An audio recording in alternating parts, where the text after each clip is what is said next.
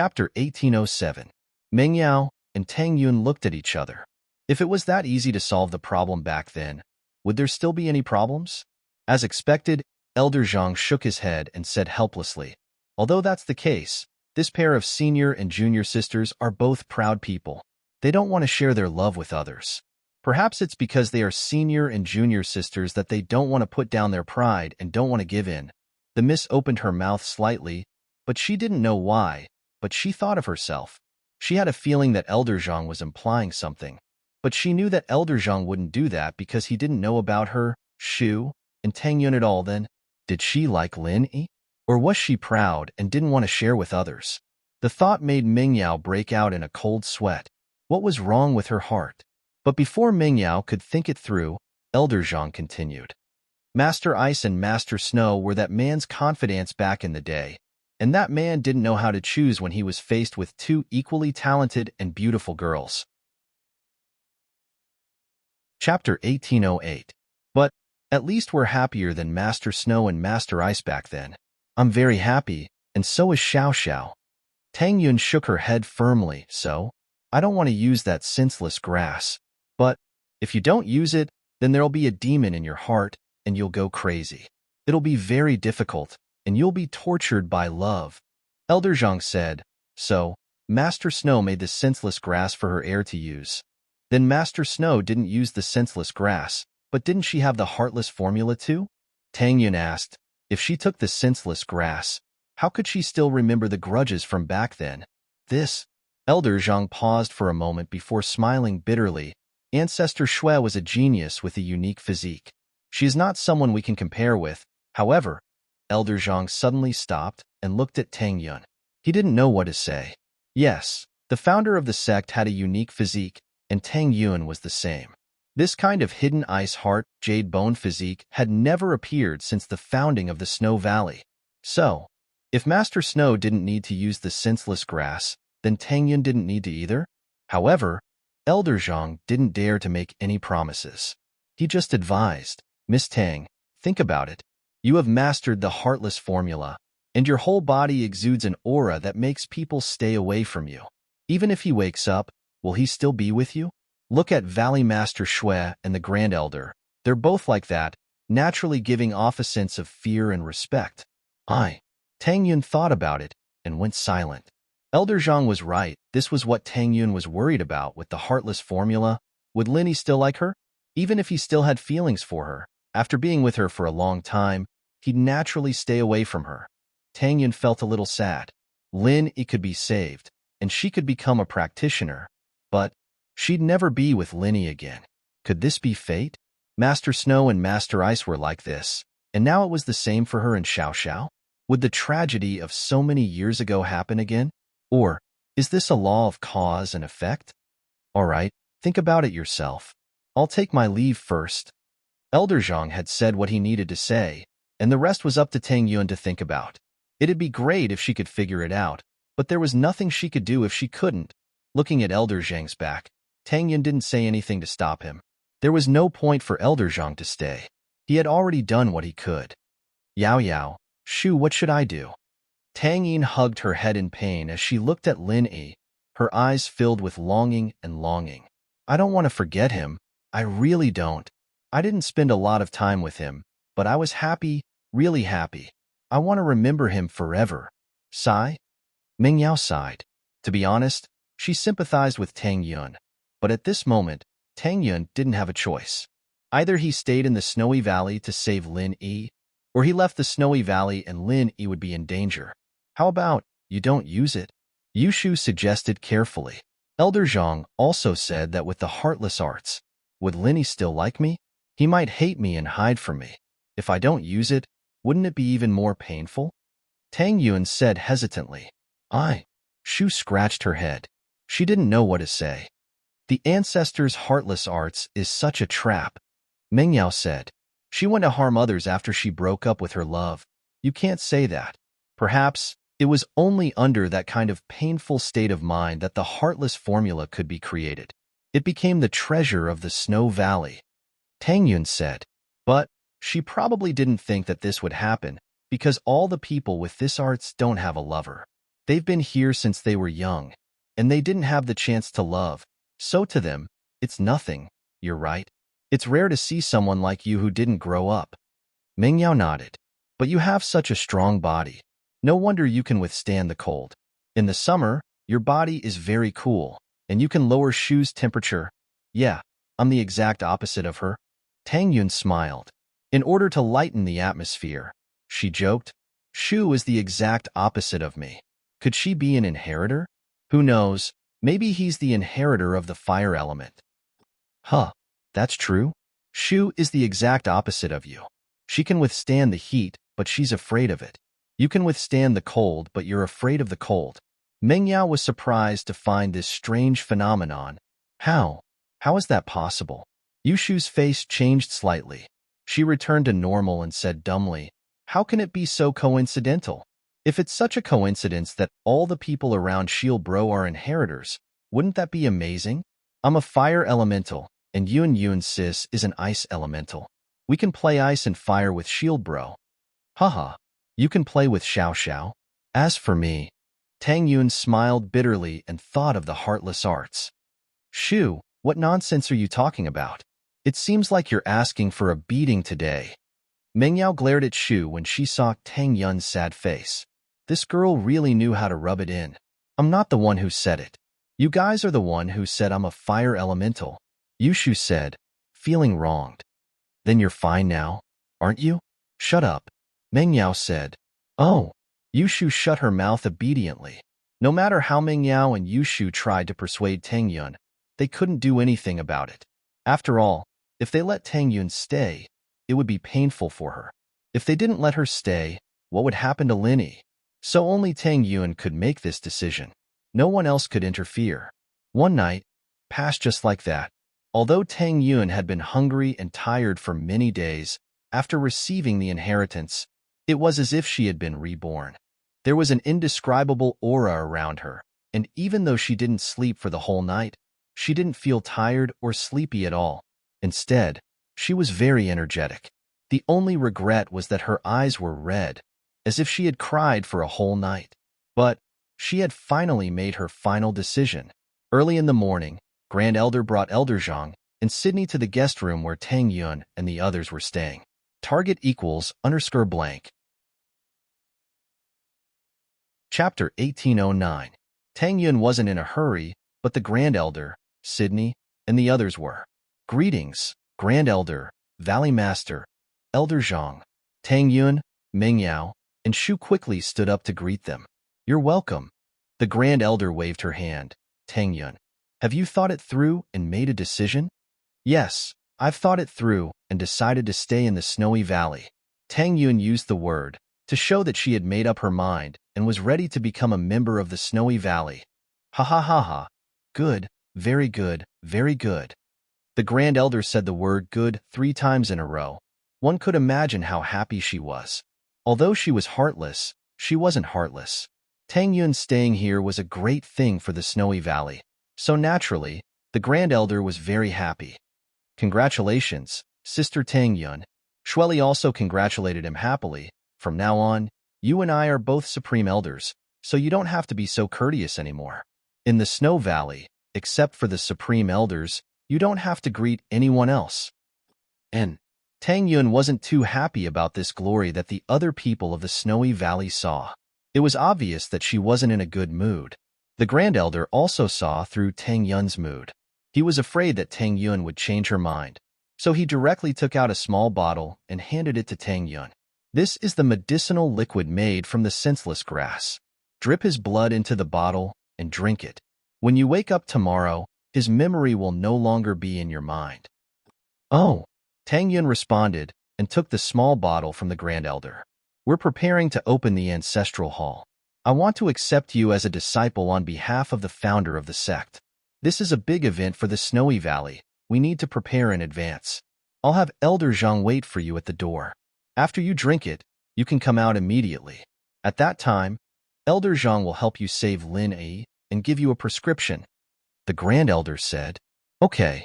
Tang Yun was almost jumping out word by word, but whether it was the Grand Elder or Sydney, they didn't care. It was normal for Tang Yun to be in a bad mood. The great elder could tell that Tang Yun was a little depressed, but she thought that it was normal.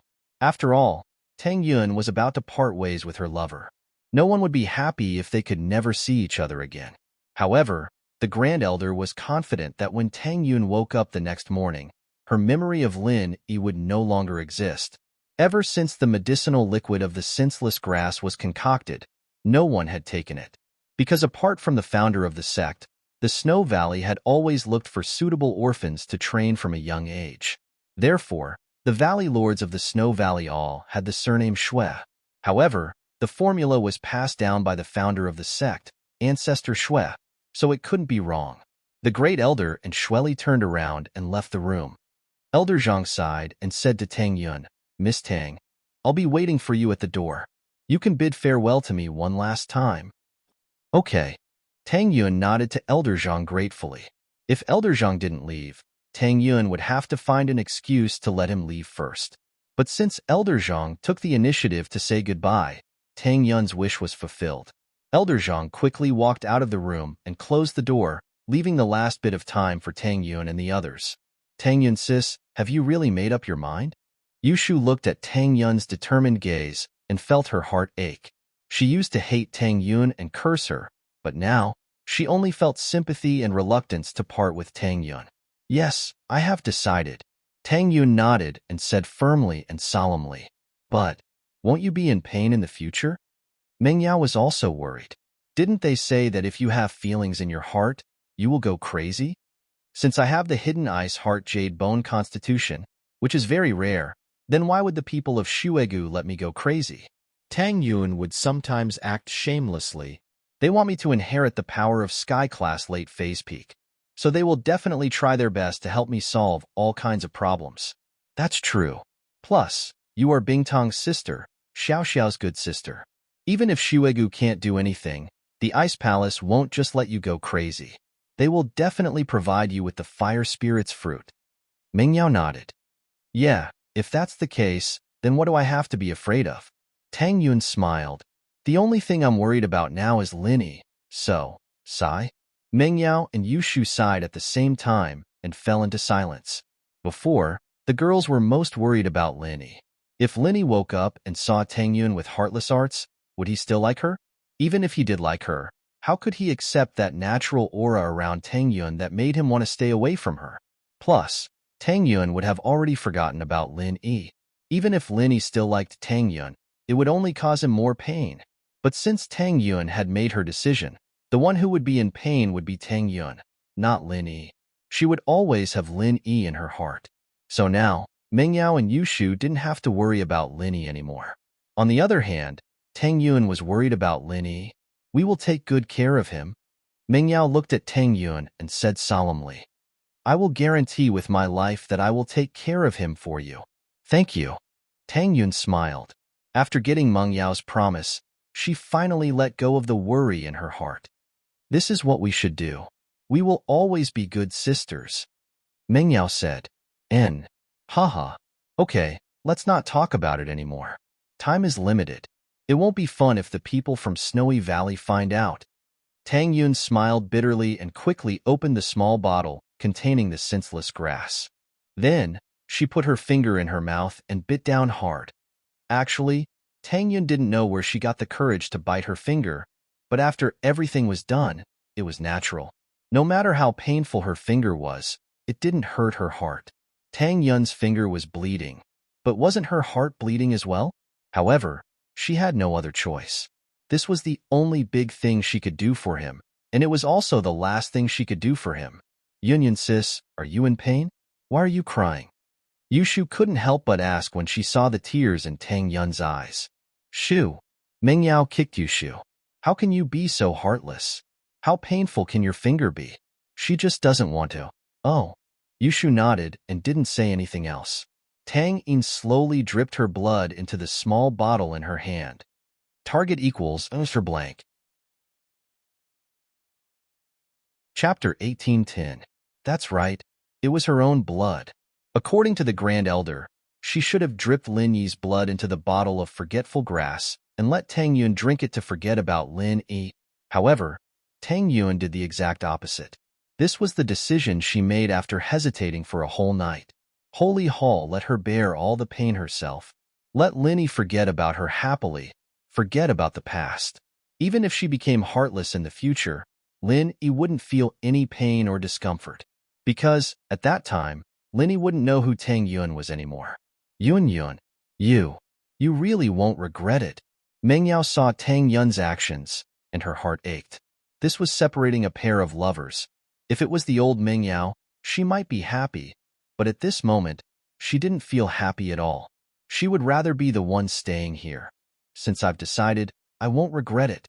Tang Yun picked up the mixture of her blood and forgetful grass and came in front of Lin Yi. She slowly raised her hand and helped Lin Yi up. She slowly poured the liquid into Lin Yi's mouth. Tang Yun's body trembled because of excitement and nervousness. Tears blurred her eyes. An old song sounded in Tang Yun's ears. Don't talk about separation so easily. Since separation, don't sigh anymore. The sweetness of the past only belongs to yourself. The cold heart is still beautiful. Walking in the snow and looking for plum blossoms. Bid farewell to winter. Find a new me to replace the old me. Don't talk about separation so easily. Since separation, don't be afraid of loneliness. Yesterday's wind and rain have passed. Cherish the dreams of the future even more. New smiles, new thoughts. Find a dawn to walk out of yourself. When the last drop of the liquid flowed into Lin Yi's mouth, Tang Yun's hand trembled slightly. The bottle fell to the ground and shattered. At this moment, Tang Yun's heart was broken. She lowered her head, her heart in a mess. But when she raised her head again, her face was full of smiles as she looked at Meng Yao and Shu. All right, Lin Yi. I'll leave him to you from now on. In the future, you will be his first and second wives. Meng Yao forced a smile. Tang Yun's joke wasn't funny at all. Even Shu, who always wanted to be a small wife, didn't laugh. All right, it's time for Elder Zhang to treat Lin Yi. With that, Tang Yun bowed deeply to Meng Yao and Shu. Lin Yi, I'll be counting on you guys from now onwards. Please tell the people around him not to mention me in front of him. Meng Yao and Yu Shu nodded silently. Although Tang Yun's request made them uncomfortable, if they didn't do as Tang Yun said, it would be a waste of Tang Yun's effort. Tang Yun was afraid that Lin Yi would see her become heartless, so she gave the forgetful grass to Lin Yi first. This was to prevent both of them from hurting each other even more in the future. Elder Zhang? Tang Yun opened the door and saw Elder Zhang standing far away at the corner of the wall. Perhaps it was to avoid arousing suspicion, but he didn't stand too close. Holy hell, in fact, with Elder Zhang's eyes and ears as a sky class, if he wanted to eavesdrop, he would be able to hear it no matter how far he stood. However, Elder Zhang didn't have the intention to eavesdrop. In his eyes, Tang Yun and the others were his granddaughters, and Tang Yun was saying goodbye to Lin Yi for the last time. They would definitely say some sweet nothings. No matter how thick Elder Zhang's skin was, he wouldn't eavesdrop on these things. Miss Tang, have you taken the forgetful grass? Elder Zhang asked. Yes. Tang Yun nodded. You can help save Lin Yi now. Good, that's how it should be. Elder Zhang nodded. The ice spirit fruit is ready. It was just picked. The fresher it is, the more obvious the effect is. Thank you, Elder Zhang. Tang Yun said gratefully. Elder Zhang didn't say anything else and quickly walked into the room. At this time, the disciple who had gone to pick the ice spirit fruit returned. He handed a small box to Elder Zhang and left. He didn't dare to stay for even a second longer. As for Elder Zhang, he quickly opened the small box and took out a translucent, white, and flawless fruit that was similar to a ginseng. The fruit's material was like a transparent jelly, but it wasn't soft. Everyone present felt an incomparably refreshing aura, and their minds were refreshed. What a refreshing smell. Tang Yin's senses and control over the cold air were much sharper than normal people's ever since she'd gone through the mutation. The sacred fruit of ice spirit grows under the layer of ice in extremely cold snowy valleys. For cultivators who practice the extreme Young Heart Sutra and Fire Heart Sutra, it is a must-have for curing qi deviation. As Elder Zhang explained, his hands did not stop moving. Like a magic trick, he quickly cut the ice spirit fruit into pieces. He did not have a knife in his hand. It was obvious that he was using his zhanqi to cut the fruit.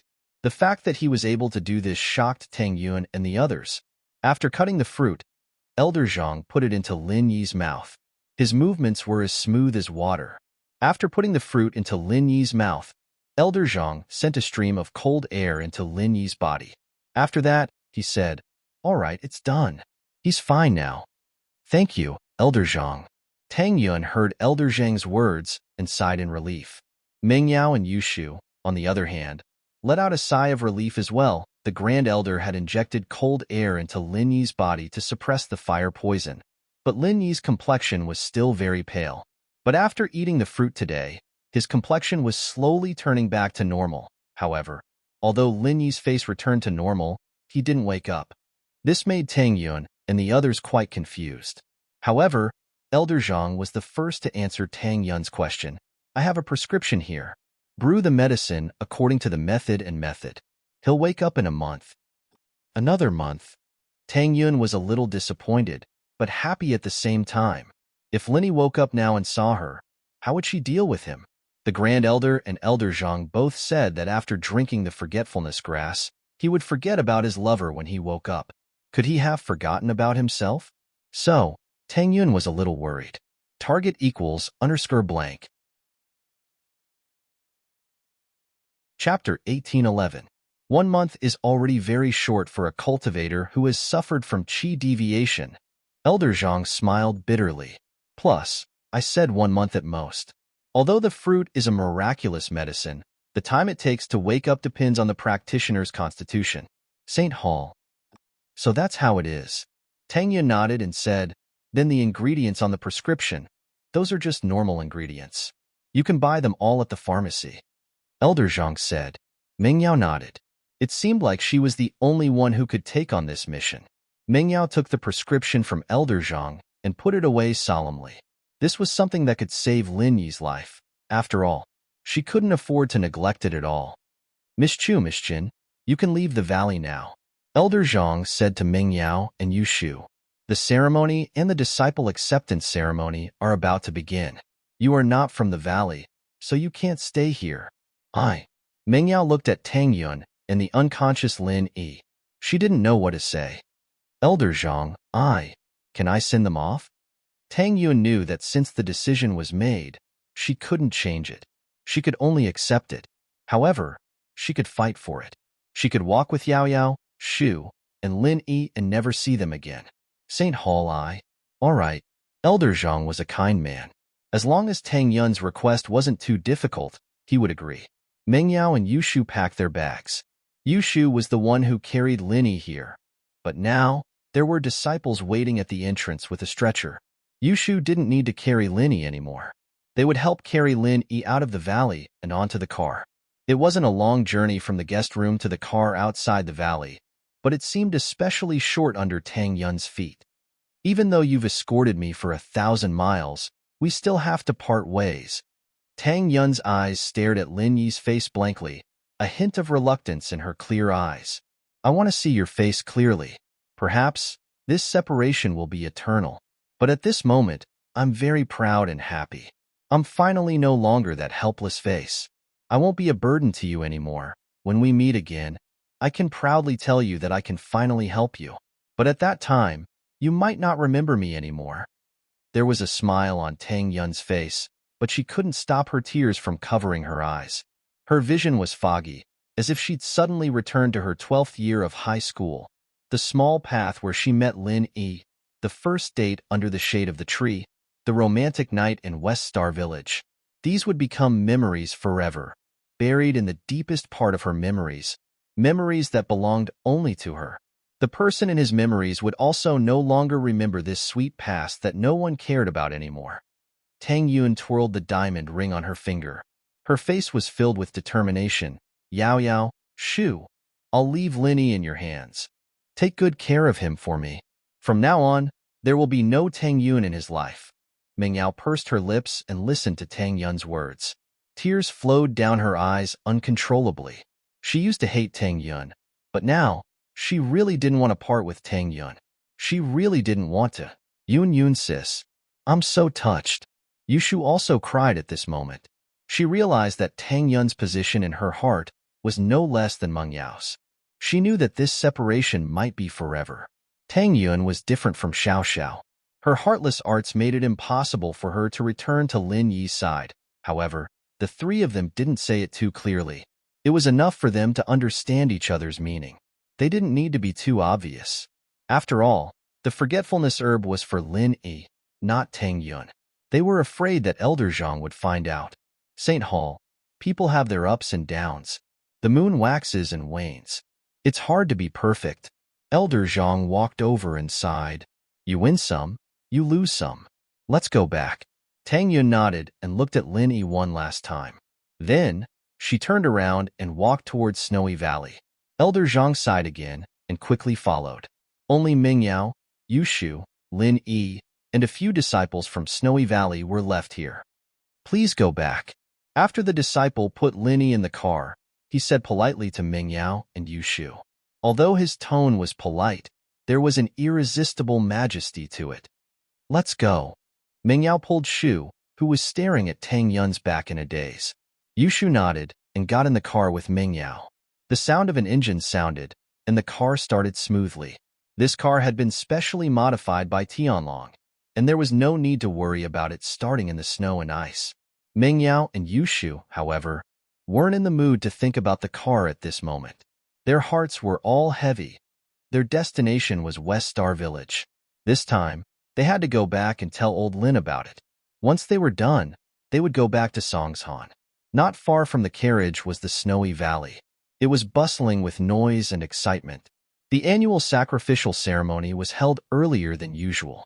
This time, the Snowy Valley held the ceremony and the disciple acceptance ceremony at the same time to show how much they valued Tang Yun.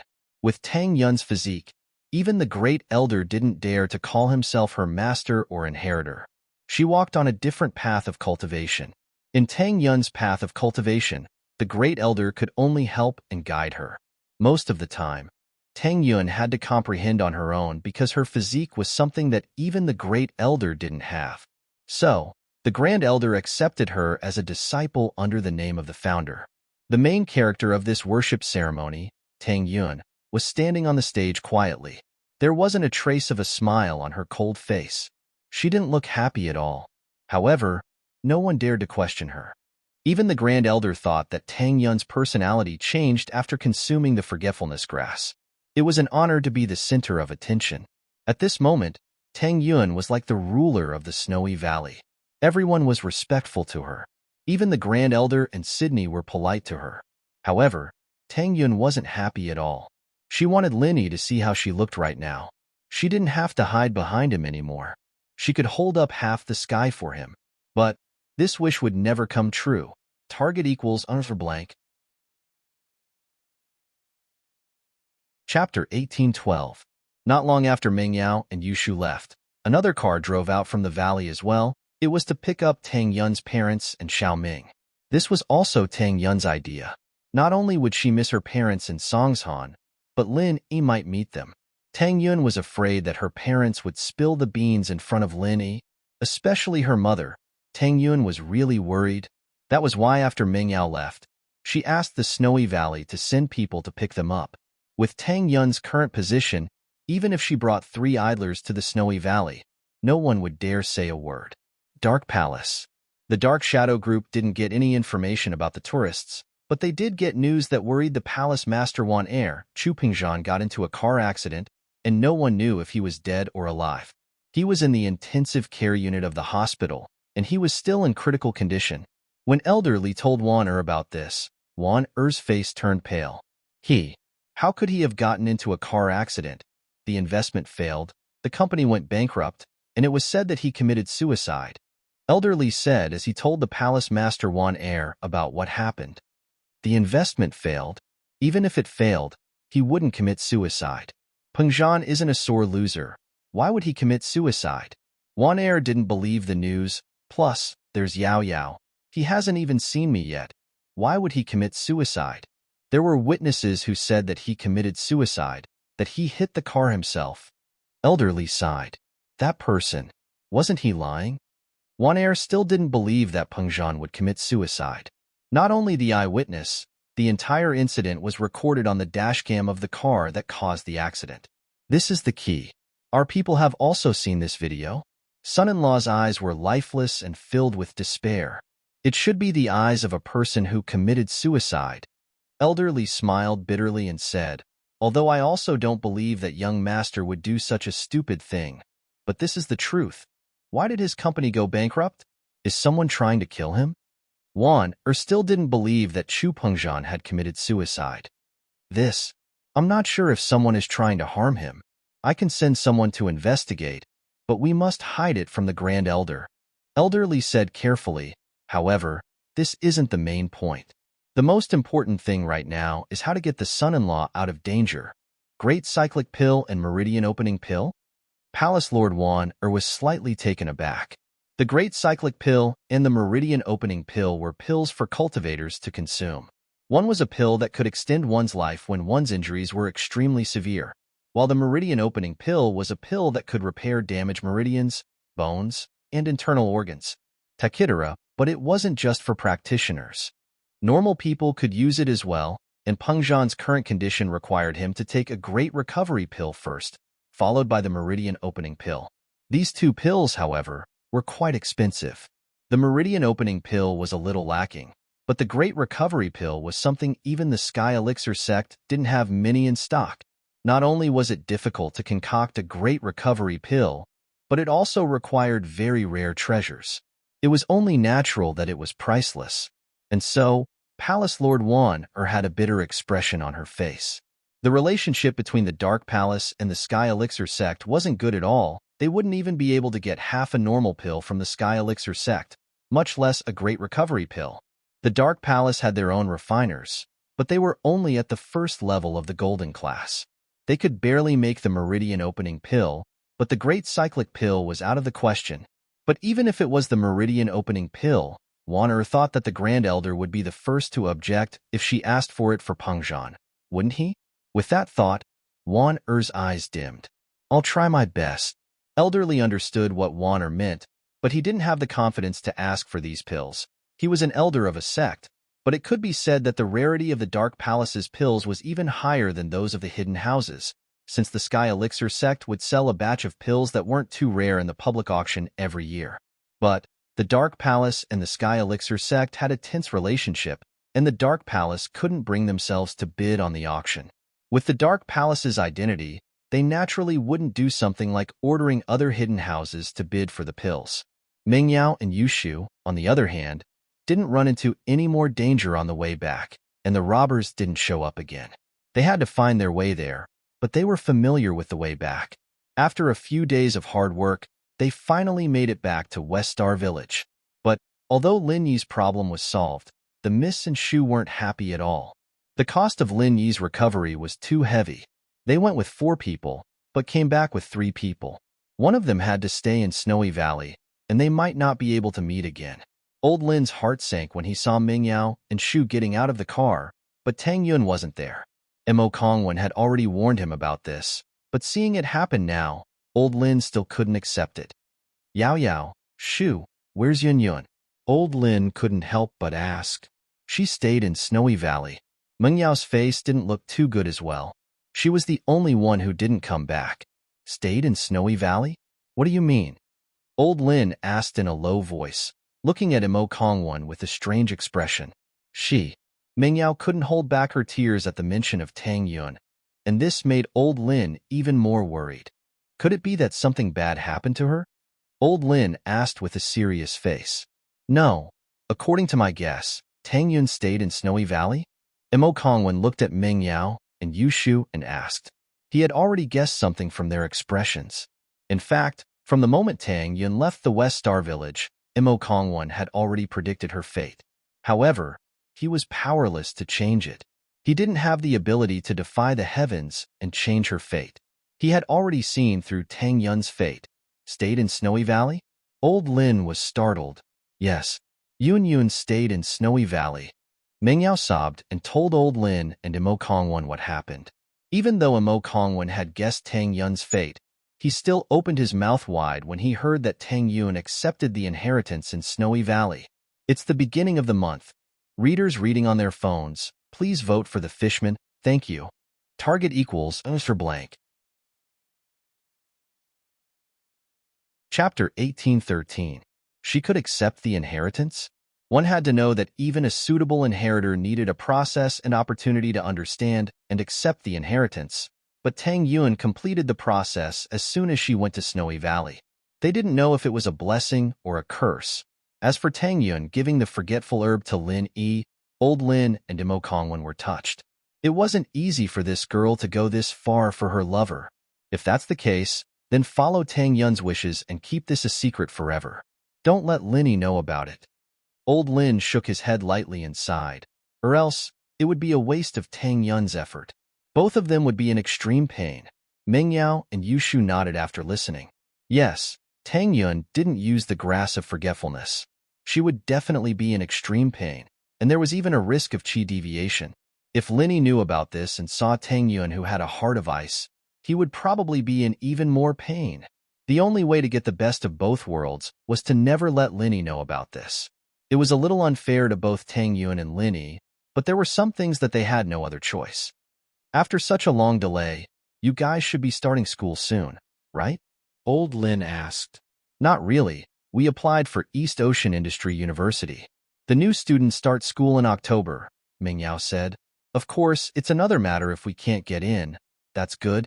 Meng Yao said that, but old Lin naturally wouldn't worry about Meng Yao not getting in. Not to mention the fact that Meng Yao's grades were there for all to see.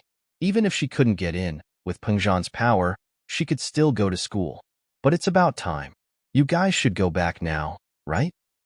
Yeah, other than bringing General Weiwu and Skybolt Pig away, we're also here to say goodbye to you, Meng Yao said, a little sad.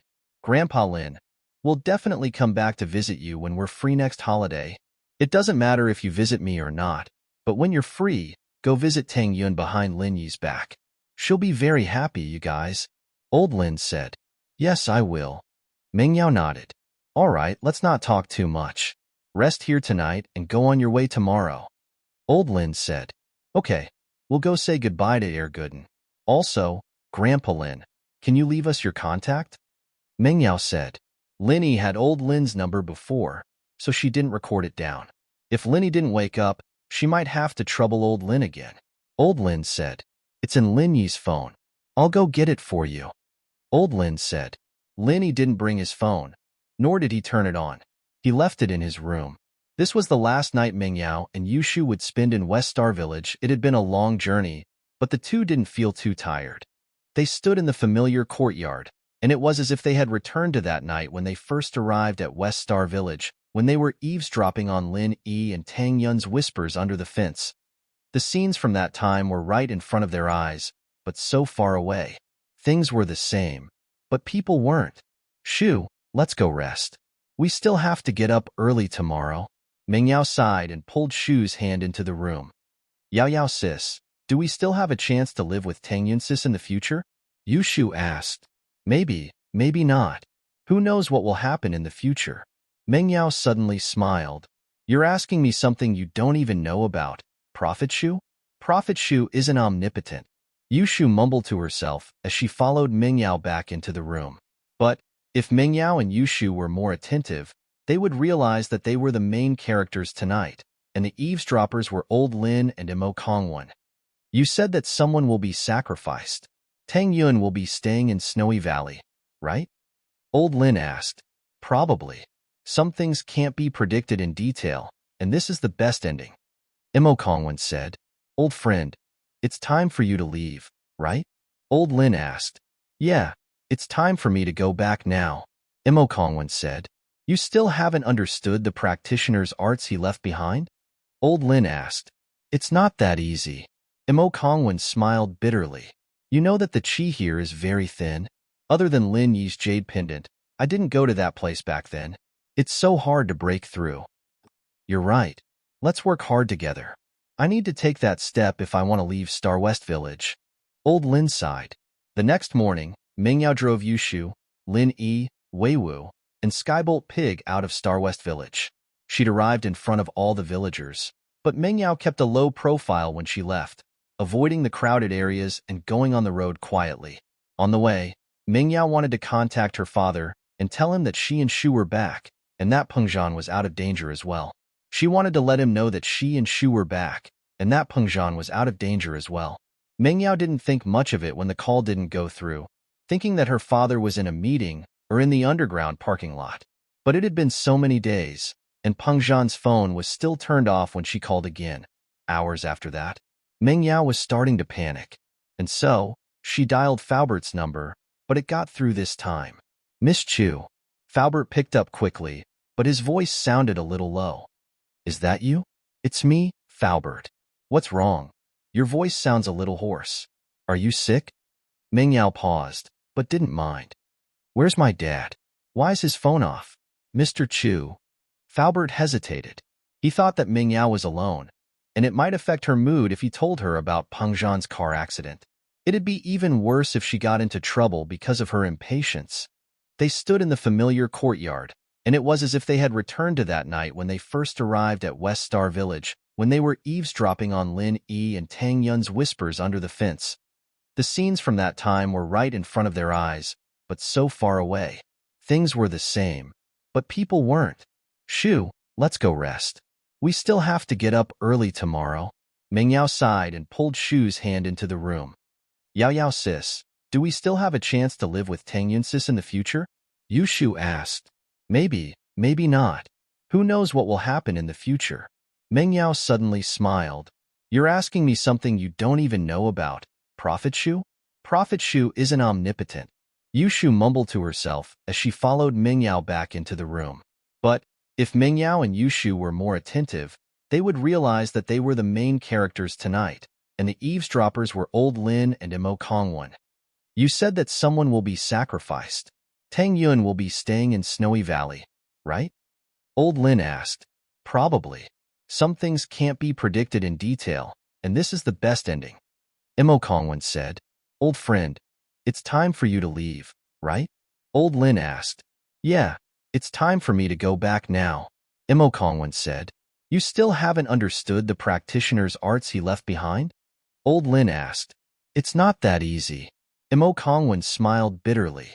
You know that the qi here is very thin. Other than Lin Yi's jade pendant, I didn't go to that place back then. It's so hard to break through. You're right. Let's work hard together. I need to take that step if I want to leave Star West Village. Old Lin sighed.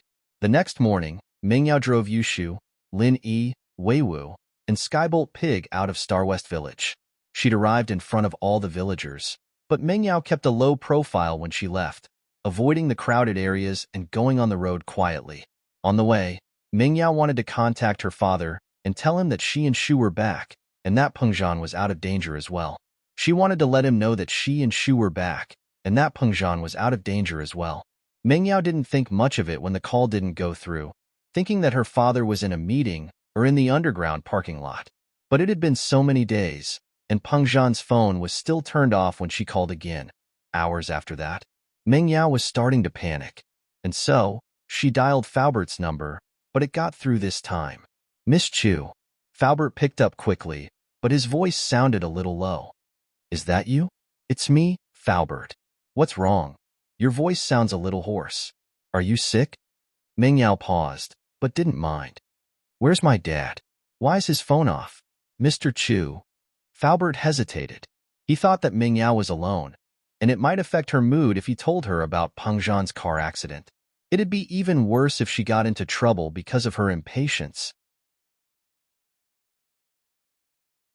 Chapter 1814. I see. Mingyao didn't suspect anything. Faubert, tell Dad that we're almost home. It's about a day's journey. Mingyao said. All right, I understand, Miss Chu. At this point, Uncle Fu paused for a moment. Give me a call when you're back. All right, I got it. Mingyao hung up the phone, relieved as she continued her journey. After another day of driving, Mingyao finally saw the Songshan toll station sign. Both Mingyao and Yushu let out a sigh of relief as they exited the toll station. They were finally back. This trip to Star West Village wasn't as happy as they had imagined, but they experienced a lot of things. The two had matured quite a bit after this experience. We're home. It feels so good. Yushu said sincerely. Yeah, I'm finally home. Mingyao drove the car back to the Seaview Bay Villa area with ease, but the scene in the house shocked her the moment she opened the door. In the living room, there were several bags and luggage piled up in a mess. If it weren't for the familiar furniture, Mingyao would have thought that she had entered the wrong house. Yao Yao, did we get a burglar? Yushu said, surprised. Burglar? We have more things now, not less. What kind of burglar would put things in someone else's house? Mingyao glared at Yushu with a bitter smile as she walked over and opened the bags and luggage. She was even more surprised after opening them. Shu, look, aren't these your things? Yeah, these are my clothes. Who moved them into the villa for me? Yushu was curious. Weren't these things supposed to be in her villa? Why were they moved into Mengyao's villa? Wait, let me ask Faubert. Mingyao took out her phone and called Faubert. Miss Chu, you're back? Faubert picked up quickly. Yeah, Faubert, I'm back, but why is the villa so messy? It seems like all of Shu's things were moved in. Mingyao asked, confused. Miss Chu, wait for me. I'll tell you when I get back. Faubert hesitated. Some things were better said in person. Yeah, okay. Mingyao didn't realize at all that her family was about to be destroyed. Faubert didn't say anything else as he looked at Peng Zhan's body covered in tubes and wires through the ICU window. His eyes reddened as he turned around and left. The car recorder proved that Peng Zhan had committed suicide, and the driver wasn't responsible for the accident. The company that the driver worked for only gave Faubert a few tens of thousands of yuan as consolation money, and the rest of the medical expenses were naturally covered by Faubert himself. But now that Peng Zhan Industries was in the hands of someone else, Peng Zhan and Lin Yi's shares were all under in Mingyue's name.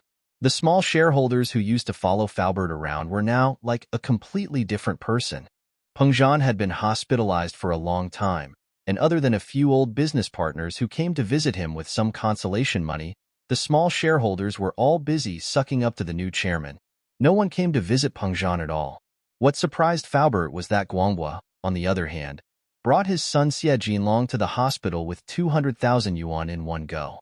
Faubert couldn't help but sigh at the fact that a shareholder who was kicked out of the company could do something like this. It was quite rare. Guanghua, on the other hand, had made it very clear that his son was saved by Lin Yi, and that was more than enough to offset any other grudges. This 200,000 yuan was also for Lin Yi's sake. Faubert, on the other hand, had saved up some money over the years. After all, he was following Peng Zhan, and he didn't have to pay for his living expenses himself. Other than the medicine he used, the rest of his salary was saved up. Guanghua's 200,000 yuan was enough to cover the surgery and medical expenses. But looking at the daily medical bills, Faubert didn't know what to do. The surgery fees were settled for now, but where was he going to pay for Peng Zhan's medical expenses in the future? Faubert didn't even want to spend money on public transportation. Right now, Faubert was trying his best to save every cent he had. After all, he had no source of income, and the more he spent, the less money he had. Fortunately, Faubert was a runner, and his walking speed wasn't tiring. He arrived at Mengyao's villa in no time. But when Mengyao opened the door, she was surprised to see Faubert walking in without a car. Faubert, you didn't drive? Miss Chu, let's talk inside. Faubert smiled bitterly. Mengyao was confused, but she still let Faubert into the villa. When the three of them sat down on the sofa, Faubert noticed that Lin Yi and Tang Yun were missing. He couldn't help but ask, where's Lin Yi and Tang Yun? They're not here? Mengyao and Yushu looked at each other, a bitter smile on their faces. Mengyao didn't want Uncle Fu and her father to worry, so she didn't tell them about Tang Yin staying in Snowy Valley. Now that they were home, however, Mengyao didn't need to hide it anymore. She told Uncle Fu everything that had happened. So you're saying that Lin Yi hasn't woken up yet? And Tang Yun is staying in Snowy Valley and can't come back? Faubert looked at Mengyao and Yushu, stunned. He didn't know what to say. Originally, Faubert had placed all his hopes on Lin Yi. After all, Lin Yi's medical skills were superb. As long as Peng Zhan's life was saved, Lin Yi should be able to cure him. He could see that Lin Yi was very good at healing his meridians and Wu Chintian and General Wei Wu's wounds. Plus, Lin Yi's social connections were very deep. He maintained good relationships with all the noble houses. Although Peng Zhan Industries was gone, with Lin Yi's connections, it wasn't impossible for them to make a comeback. So, Faubert was very happy when he heard that Mingyao was back, but now, not yet, but the people in Snowy Valley said that he should wake up in about a month. Mingyao said, "Right, Faubert, what's with the things in this house? I think they were all moved from Shu's house?" A month. There's still a month. Faubert frowned deeply. Facing the huge expenses every day, Faubert was already struggling to make ends meet. Linny still needed a month to wake up, and when he woke up, he might not even be able to recover his strength. Could Pengzhan hold on until then? Target equals _blank. Chapter 18:15. Of course, it wouldn't be a problem if he had the money to pay for the medical bills, but if he didn't, then Pengzhan could only wait for death at home. Faubert, what's wrong? Mingyao noticed Faubert's weird behavior. I was talking about the things in this house. You're talking about things. Faubert finally understood Mengyao's question, but he sighed deeply. Yao Yao, actually, something big happened at home. Something big? Mingyao paused. What happened? Mr. Chu. His investment failed, and he killed himself? Faubert knew what kind of blow this news would bring to Mingyao, but he couldn't hide it from her. What? Mingyao stood up abruptly, looking at Faubert in disbelief. Faubert, what did you say? Dad killed himself? Mr. Chu's investment failed, and he committed suicide by crashing his car. Although he didn't die on the spot, he's still in the hospital's intensive care unit. He's still in critical condition. Uncle Fu nodded and said in a heavy voice, I wanted to tell you about this earlier, but I was afraid you'd worry and get distracted while driving. So I waited for you to come back. I'm sorry, Miss Chu, Faubert. Don't say that. Mingyao was devastated, but she knew that Faubert was thinking for her sake. After going through Lin Yi's deviation and Tang Yin staying in Snowy Valley, Mingyao was a lot stronger and more mature than before. She was worried about her father's safety, but she endured the pain and asked, Faubert, what happened? How did Dad lose his investment? I'll have to start from the deal with Housen, Faubert said as he told Mingyao about Pengzhan and in Mingyue's deal. He said helplessly, I tried to persuade Mr. Chu to stop while he was ahead, but it was like he was possessed. He insisted on mortgaging his property and shares, and he lost everything in the end. I'm really sorry, Miss Chu, Faubert. It's not your fault. Mengyao's tears gushed out when she heard that her father crashed into a speeding car when he had nothing. But she didn't blame Faubert. She knew that Faubert never interfered with her father's investments. Even if Faubert tried to persuade her father this time, her father wouldn't listen to Faubert completely. Miss Chu, Mr. Chu isn't out of danger yet, but there's still hope. My condolences. As long as there's life, there's hope. When Lily wakes up, we might have a chance to make a comeback. Faubert's eyes flashed coldly. We'll get back what we've lost. As long as there's hope. Mingyao nodded, feeling a little better. But from the second half of Faubert's words, she could sense something else. Faubert, are you suspecting something? Miss Chu, I don't have any proof, but Housen? Faubert's eyes flashed with anger again. I'm afraid that Housen didn't have any good intentions from the start. It's just that I can't find anything wrong with them. Are there any problems with the trading records? Mingyao asked.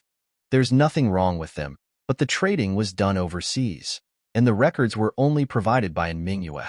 I can't find the original records. Faubert shook his head. Don't tell me. It's possible to lose everything and lose everything? Mingyao was a little surprised. She didn't know much about futures, but she had seen stocks before. Even if a stock lost money, it shouldn't be a loss, right? They're using margin trading, so 100% loss is normal. There's no problem with that. Faubert said, but I'm afraid that these trading records are fake, made up by someone. It seemed that no one was an idiot. Housen may have done it flawlessly, but Faubert still had his suspicions. Housen didn't care, though. So what if they had suspicions? It was a foregone conclusion. Housen. Mingyao wiped away her tears, remembering the name. Miss Chu, this villa doesn't belong to us anymore. It belongs to Housen, but Jiangwen said that he's your friend, and he didn't want you to be homeless. That's why he fought with his father to keep the villa. Faubert said, I don't know if Jiangwen's part of it, or if he's being sincere, but it's best if you don't interact with him in the future. I know. Mingyao didn't expect that the villa wasn't hers anymore. She looked at the familiar scene and felt a little sad. So Shu's stuff was moved here? Yes. Uncle Fu nodded and said, by the way, Miss Chu, Faubert, why are you still calling me Miss Chu? How am I a rich young miss? Just call me Yao Yao. Meng Yao was a little sad after what she'd gone through. All right, Yao Yao, I don't have much money left, and Mr. Chu's medical fees haven't been settled yet. Can you take out the pocket money in your card and give it to me first? Uncle Fu didn't bother with the details and asked directly. Of course, Meng Yao said naturally, but her face changed slightly. Wait, I don't have any money left. You don't have any? Faubert paused. We were robbed on the way. With that, Meng Yao told Linny about the dangerous scene on the road, and how Shu was able to turn the situation around with her quick wits. Man, money is just a worldly thing. It's fine if it's gone, but right now, we don't have any money. Faubert, naturally, wouldn't blame Meng Yao. In that situation, he would have given her 5 or 10 million, let alone 1 million. Maybe I should ask my brother how much money my family can take out? It's hard to say if it's a lot, but a few 100,000 should be possible. Yushu's family wasn't rich. Her parents were researchers, and her grandfather was retired. Her brother's salary wasn't that high either. Other than his own living expenses, there wasn't much they could save. No need to ask. House Chin and House Song's money was probably all lent to Fatty Lai. Faubert shook his head. He knew about the bankruptcy of Miracle Dr. Guan's medical company. If Fatty Lai still had money, Faubert would have gone to borrow it already. He wasn't familiar with him, but with his relationship with Lin Yi, it wouldn't be a problem. The problem was that Fatty Lai couldn't even protect himself now. Target equals _blank. Chapter 1816. Meng Yao and Yushu knew about Fatty Lai's situation as well, and they all fell silent at the thought of his situation. Holy Church, forget it. I'll think of something. You guys just came back. You should rest first. Faubert stood up, but how was he supposed to think of anything? He was just trying to comfort himself. Back when the sect was annexed, his master, wife, and daughter were nowhere to be found. From then on, Faubert changed his name to Li Fu and followed Pengzhan. Other than Pengzhan, what other relationship did he have? I want to go to the hospital to see my dad, Meng Yao said. All right, let's go. Faubert nodded. After settling Linny down, Meng Yao brought Yushu and Faubert out of the villa quietly. Meng Yao wanted to drive, but Faubert stopped her. Yao Yao, don't drive. Gas costs money. Save it for when you need it. Okay. Meng Yao let go of the car door apologetically and walked out of the villa with Faubert, Songshan's First People's Hospital. A delicate and pretty girl with a somewhat haggard expression was quietly standing outside a thick glass wall. She was looking inside the glass wall at a man lying on a white hospital bed. His body was full of tubes and wires, but his expression was very serene. Beside her was a middle-aged man and a voluptuous girl who was shorter than her by a head. Yao Yao, I just asked the doctor. If there are no accidents, Mr. Chu should be able to pass tonight. Faubert said, you don't have to worry too much. That's good. Meng Yao breathed out in relief. Faubert, thank you for taking care of him these days. What are you talking about? Mr. Chu and I are old friends. Faubert waved his hand. Let's leave. There's no point in standing here, Meng Yao said as she looked at her father, her heart aching a little as she looked at him. Why at this time? Why did things happen to the people closest to him? Her father, her best friend Tang Yun, and her male friend Lin Yi. It was as if they had all agreed to meet. Something happened at the same time. Misfortune never comes alone. Meng Yao had experienced it firsthand. Fortunately, everything was developing in a good direction. As long as his father could survive for a month and wait for Lin Yi to wake up, everything would be fine. Yes, everything will be fine.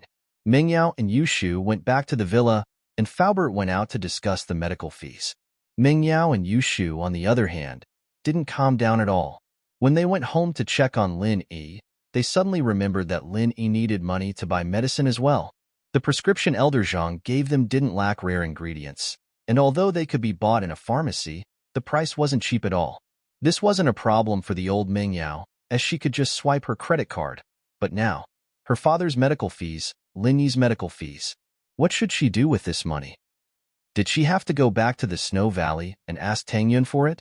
Shu looked at Ming Yao, who was holding the prescription with a stiff face.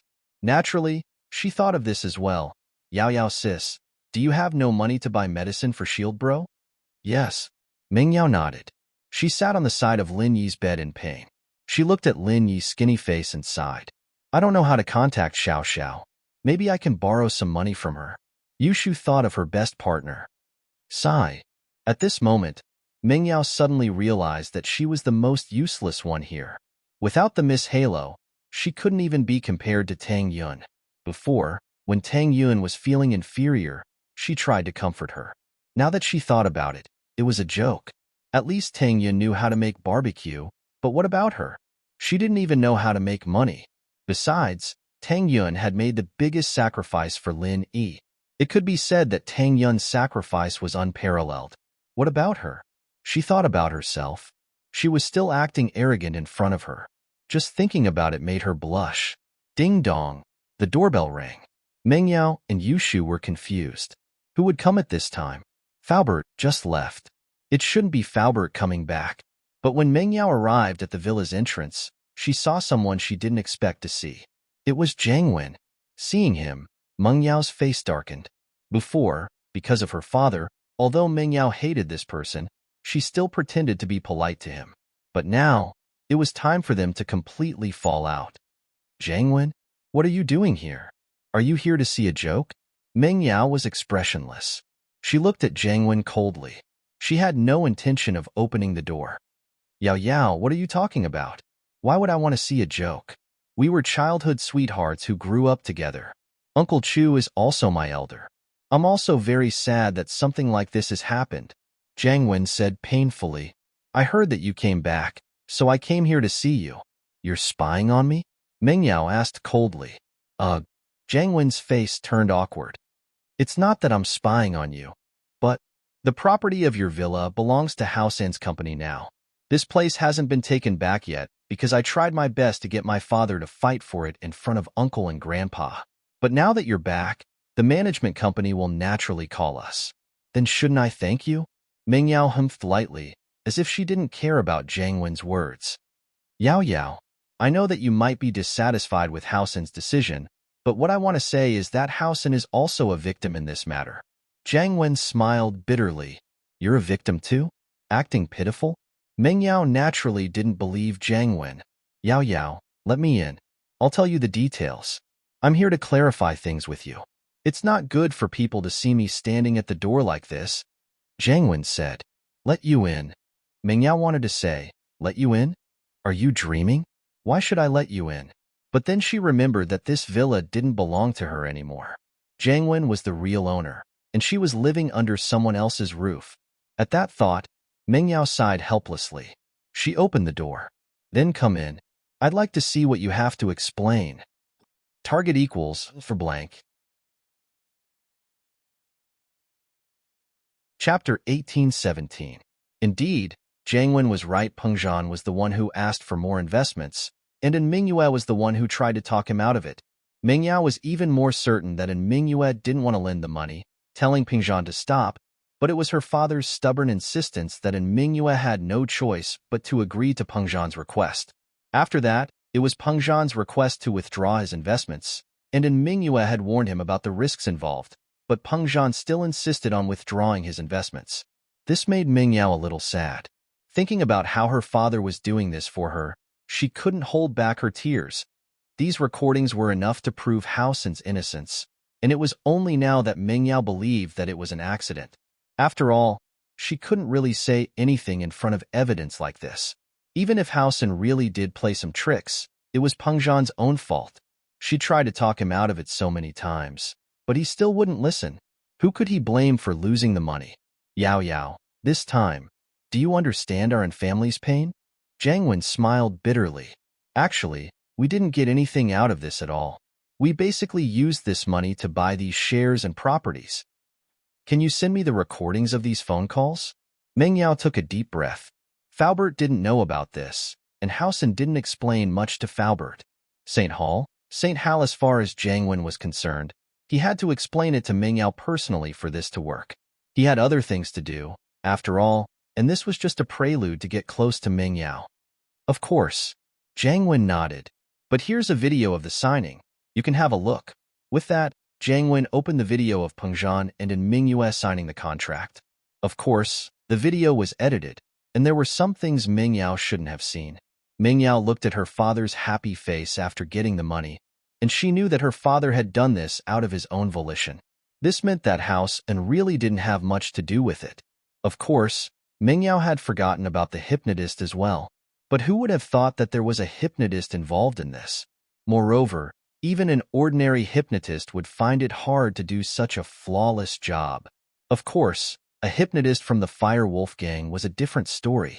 The Fire Wolves were all experts in the study of the human body's potential and limits. Hypnosis was also a way to stimulate the human body's potential.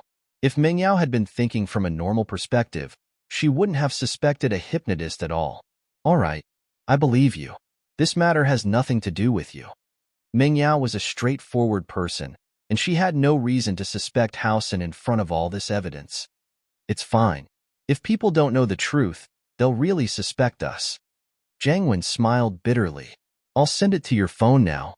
Ming Yao nodded. I understand. It's not your fault. It's Daddy's fault for being too impatient. Is there anything else you need? Here's 100,000. I heard that Uncle Chu really needs money right now, so I took out half of my private stash and gave it to you, Jiang Wen said as he took out the 100,000. He was a little apologetic. Because of what happened before, my father's position in the company has been temporarily revoked, so my pocket money has been reduced a lot. This is all I can give you. Ming Yao really wanted the money, but she didn't want to owe Jiang Wen anything. She wouldn't have cared about 100,000 in the past. But now she really wanted it. She didn't want to owe Jiang Wen a favor just because of 100,000, and that was something she didn't want to owe Jiang Wen a favor. Oh, give it to me. Yu Shu took the money from Jiang Wen's hand and said, I'll take it. It was Jiang Wen's turn to feel helpless. He took out the 100,000 to get on Meng Yao's good side. He didn't want Meng Yao to feel like he owed her, but at the very least, he wanted her to think that he was treating her well. But it was different now that Yu Shu took the money. He didn't need Yu Shu to owe him anything.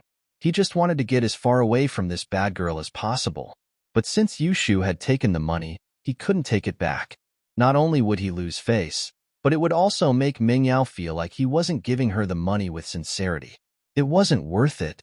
And so, Jiang Wen said without hesitation, It doesn't matter who I give it to. It's for Uncle Chu. It's a token of my sincerity. Thanks. Ming Yao felt a little better now that she didn't have to take the money herself. Right, Yao Yao, the amusement park belongs to us now. But Uncle is planning on developing the land around the amusement park. Are you interested in joining in? Jiang Wen finally revealed his main purpose for coming here. What do you mean? Ming Yao frowned. The amusement park belongs to your family now. What does it have to do with me? Uncle's planning on building a safari park near the amusement park. After all, it's surrounded by mountains and rivers. It's a beautiful environment, and Songshan lacks a big zoo. So Uncle's planning on training me and putting me in charge of this project. Jiang Wen said, Yao Yao, I'd like to invite you to join in the development. Me? What for? Ming Yao still didn't understand what Jiang Wen was planning. Yao Yao, actually, I feel really bad seeing Uncle Chu like this. These properties belong to us now, but I think it's just temporary. As long as I work hard, I'll definitely get them back for you. Jiang Wen said, Get them back for me? Ming Yao looked at Jiang Wen, surprised. Was there something wrong with this guy? Yeah, if I perform well, then I'm sure Grandpa will agree to it.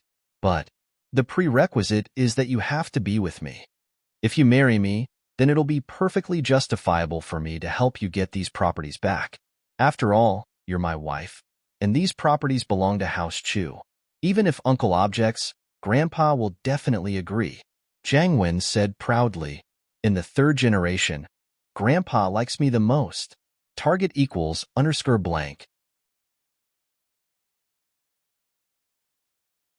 If you marry me, then it'll be perfectly justifiable for me to help you get these properties back. After all, you're my wife, and these properties belong to House Chu. Even if Uncle objects, Grandpa will definitely agree. Jiang Wen said proudly, In the third generation, Grandpa likes me the most. Target equals underscore blank. I'll definitely buy it. Jiang Wen was troubled. His cooperation with Ming Yao didn't work out, and he got a lion for nothing. Jiang Wen had heard that Yushu got a lion from Shao family's Go Huli, but he didn't think that he'd be the one to buy it. More importantly, the zoo was a project he came up with on a whim. The goal was to get in touch with Ming Yao. If Ming Yao didn't participate, why would he even bother with the zoo? He didn't have the time to do that. There were more profitable projects waiting for him. That's great. I'll get someone to send the lion to you later, Yushu said. Jiang Wen left Meng Yao's house, troubled. He felt helpless. Nothing good ever happened to Yushu. This girl always found trouble for him. What the hell? Ming Yao couldn't help but smile at Shu's actions, but she didn't stop her. One was willing to get hit, and the other was willing to suffer. With Shu here, other than Lin Yi, she'd take advantage of everyone else. Jiang Wen was asking for it. Shu, do you think that Dad's incident really has nothing to do with Jiang Wen? Ming Yao said helplessly as she looked at the evidence on her phone. Who knows? This guy might not even be telling the truth. Yushu doesn't have a good impression of Jiang Wen, but there's evidence. Ming Yao said, That's true, but we'll have to wait until Uncle Chu wakes up. Yushu said, Hidden House Yu Bing's letter had arrived. If it were any other disciple of the Ice Palace, they wouldn't be able to enjoy this kind of treatment. But Yu Bing could write a letter to his family once a month, and he could even receive letters from House Yu through the Ice Palace. The other outer sect disciples had to be in the sect for at least a year before they could enjoy the privilege of writing letters to their families, but Yu Bing had the care of the future sect master of the Ice Palace. Not only did he receive more elixirs than the other outer sect disciples, but he also had more privileges than the other outer sect disciples. But even so, no outer disciple dared to object. Who told him to be so close to the future sect master of the Ice Palace? This time, Yu Xiaoqin's letter gave Yu Bing quite a shock. Xiaoqin questioned Yu Bing in the letter. Why did he hide the fact that Lin Yi participated in the tomb robbery and that he got the chi-gathering pill? Yu Bing, on the other hand, thought that his father knew everything when he saw the letter. He quickly explained everything, admitting that he knew that Lin Yi had participated in the tomb raiding and that he had a chi-gathering pill with him. But he couldn't be loyal at the same time, and he couldn't betray his friend, so he hid it from his father. In truth, Yu Bing's explanation was because he thought that his father knew everything. He didn't know that it was all a coincidence. Yu Xiaoqin didn't know the truth of the matter and only heard Yu Huaxing's side of the story. That was why he wrote such a vague letter to Yu Bing. He didn't want to expose himself, so naturally he didn't say too much. He only asked a few general questions, but Yu Bing had a guilty conscience, and so this was the result. If Yu Huaxing knew about this misunderstanding, he'd probably be laughing so hard that he wouldn't be able to close his mouth. He just randomly made up a lie to frame Lin Yi, and now Yu Bing was telling the truth. Even the heavens were helping him. Target equals underscore blank. Chapter 1819.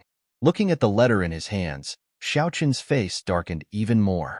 After confirming Yu Huaxing's words, Xiaoqin immediately went to the mountain where the old Yu was in isolation. Under Yu Yi's lead, Xiaoqin once again met the old Yu. St. Hall Father, Yu Bing's reply is here. Xiaoqin didn't waste time with pleasantries and went straight to the point. Oh?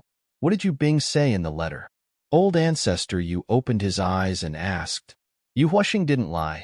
Lin Yi did participate in the tomb raiding, and he did have the chi-gathering pill, Xiaoqin said as he handed the letter to the old Yu. The old Yu took the letter and read it quietly, as if he was very serious. Xiaoqin didn't want to disturb him, so he stood to the side and waited for the old Yu to finish reading. It was obvious that the old Yu liked Yu Bing a lot, otherwise he wouldn't be reading the letter so seriously. After a while, the old Yu put down the letter in his hands and sighed.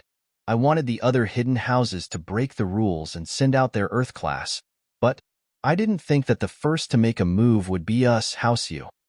Father, you're preparing to make a move on Lin Yi? Xiaoqin was happy as he asked. St. Hall, if his father supported him, then they might be able to get the chi-gathering pill back, and he would have a high chance of breaking through to Sky Class. Of course, he didn't think that Lin Yi had already eaten the chi-gathering pill, as it would only have the greatest effect when an Earth Class late phase peak was breaking through to Sky Class. Taking it before was a waste of a heavenly gift.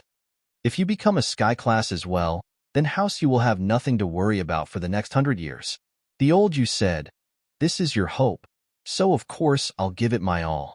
Since we've confirmed that it was Lin who took the pill, then let's fulfill Yu Huasheng's wish, kill Lin and get the pill back. Kill Lin? Xiaochen raised an eyebrow. Yu Bing, sooner or later, he will understand that the interests of the family are greater than anything else. Elder Yu said, this time, we'll let Yu Lu go.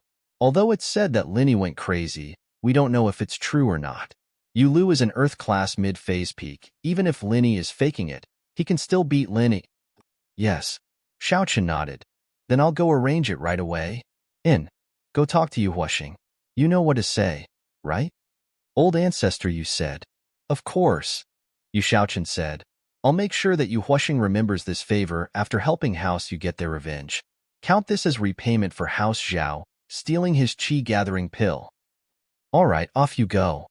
Old ancestor Yu waved his hand. After Xiaochen left the old ancestor's training grounds, he sent for Yu Huasheng. Greetings, head Yu. Yu Huasheng said respectfully. He didn't know why Yu Xiaochen was looking for him all of a sudden, but he wasn't afraid. Ever since he was told to pretend that the Zhaos had taken the qi-gathering pill, he knew that everything would be fine. No one would pursue this matter anymore. Even if someone did pursue this matter, Yu Huasheng would be able to push all the blame away. Huasheng, Yu Bing has sent a letter, confirming your story. Lin Yi did participate in the grave robbing, and he was the one who stole the qi-gathering pill. Xiaochen said. Yu Huasheng paused. Had Yu Bing lost his mind? What the hell did Lin Yi participate in the grave robbing? Plus, the qi-gathering pill wasn't stolen by Lin Yi. He was the one who gave it to House Zhao. Why did Yu Bing admit to his story? Before, Yu Huasheng was relieved, but he was afraid that something would happen to Yu Bing. If Yu Bing had clarified things, then House Yu would definitely believe Yu Bing's words, not Yu Huasheng's. So Yu Huasheng was hoping that Yu Bing wouldn't be able to write letters in the Ice Palace, but he didn't think that Yu Bing would actually reply to him. What was even more unexpected was that Yu Bing actually confirmed his story. Was Yu Bing out of his mind? But, despite his doubts, Yu Huasheng was still very happy. No matter what reason Yu Bing had, confirming this was beneficial to him. After a moment of shock, Yu Huasheng quickly said, that's how it is, that Lin Yi is extremely despicable. Not only did he destroy our common house Yu, he even stole the qi-gathering pill that belonged to you, head Yu. What a heinous crime. That's right, this Lin Yi is indeed despicable. So after my father and I talked about it many times, he finally agreed to send people to avenge your common house Yu. Xiaochen said, knowing how to buy people's hearts. Thank you, head Yu and elder Yu. Yu Huasheng's heart was filled with gratitude. The common house Yu basically only existed in name now. Yu Huasheng was filled with hatred, but after hearing that Lin Yi had become an Earth class, he didn't have the courage to take revenge anymore. If the hidden house Yu didn't help, then unless he became a higher class master, he wouldn't be able to do anything to Lin Yi at all. Plus, he was someone who was especially afraid of death. Before he completely suppressed Lin Yi's strength, he wouldn't do anything rash. You're welcome. This is what we should be doing. The common house Yu may not have a successor, but you can support a few other relatives. I heard that Yu Haitian isn't bad. Let him and Yu Kuan take care of House Yu together. Xiaochen said, but House Yu will just be doing business from now on. Don't participate in training anymore. Yes. Yu Huasheng sighed heavily. If the common house Yu stopped training, then what difference was there between them and normal businesses? This meant that the common house Yu would be completely marginalized from now on. They wouldn't have the glory they had before. But this was the best solution. At least the hidden house Yu would still support House Yu. Otherwise, it was hard to say if House Yu could survive. Without a practitioner, any house with a practitioner could step on them.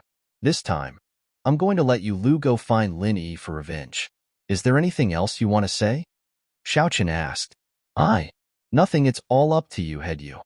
Yu Huasheng wanted to say that he wanted to take revenge himself, to kill Lin Yi with his own hands.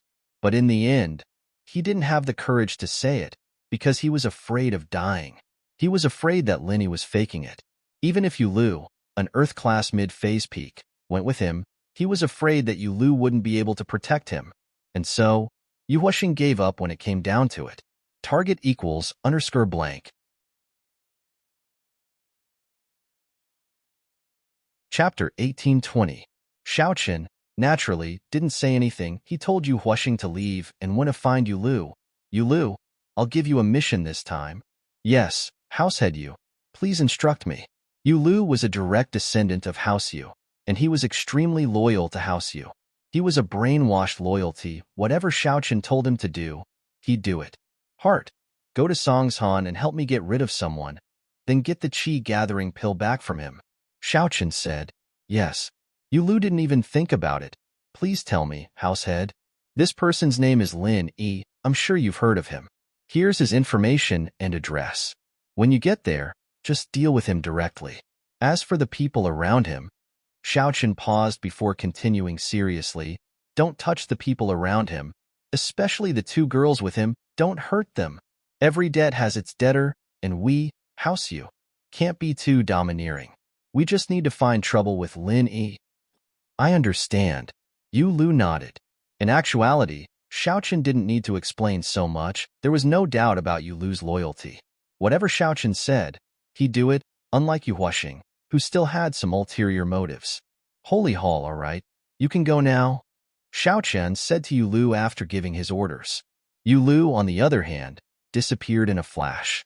An Earth-class mid-phase peak was extremely fast. Later that night, Yu Tian and Ling Shan came to visit Meng Yao, Yu Shu, and Lin Yi.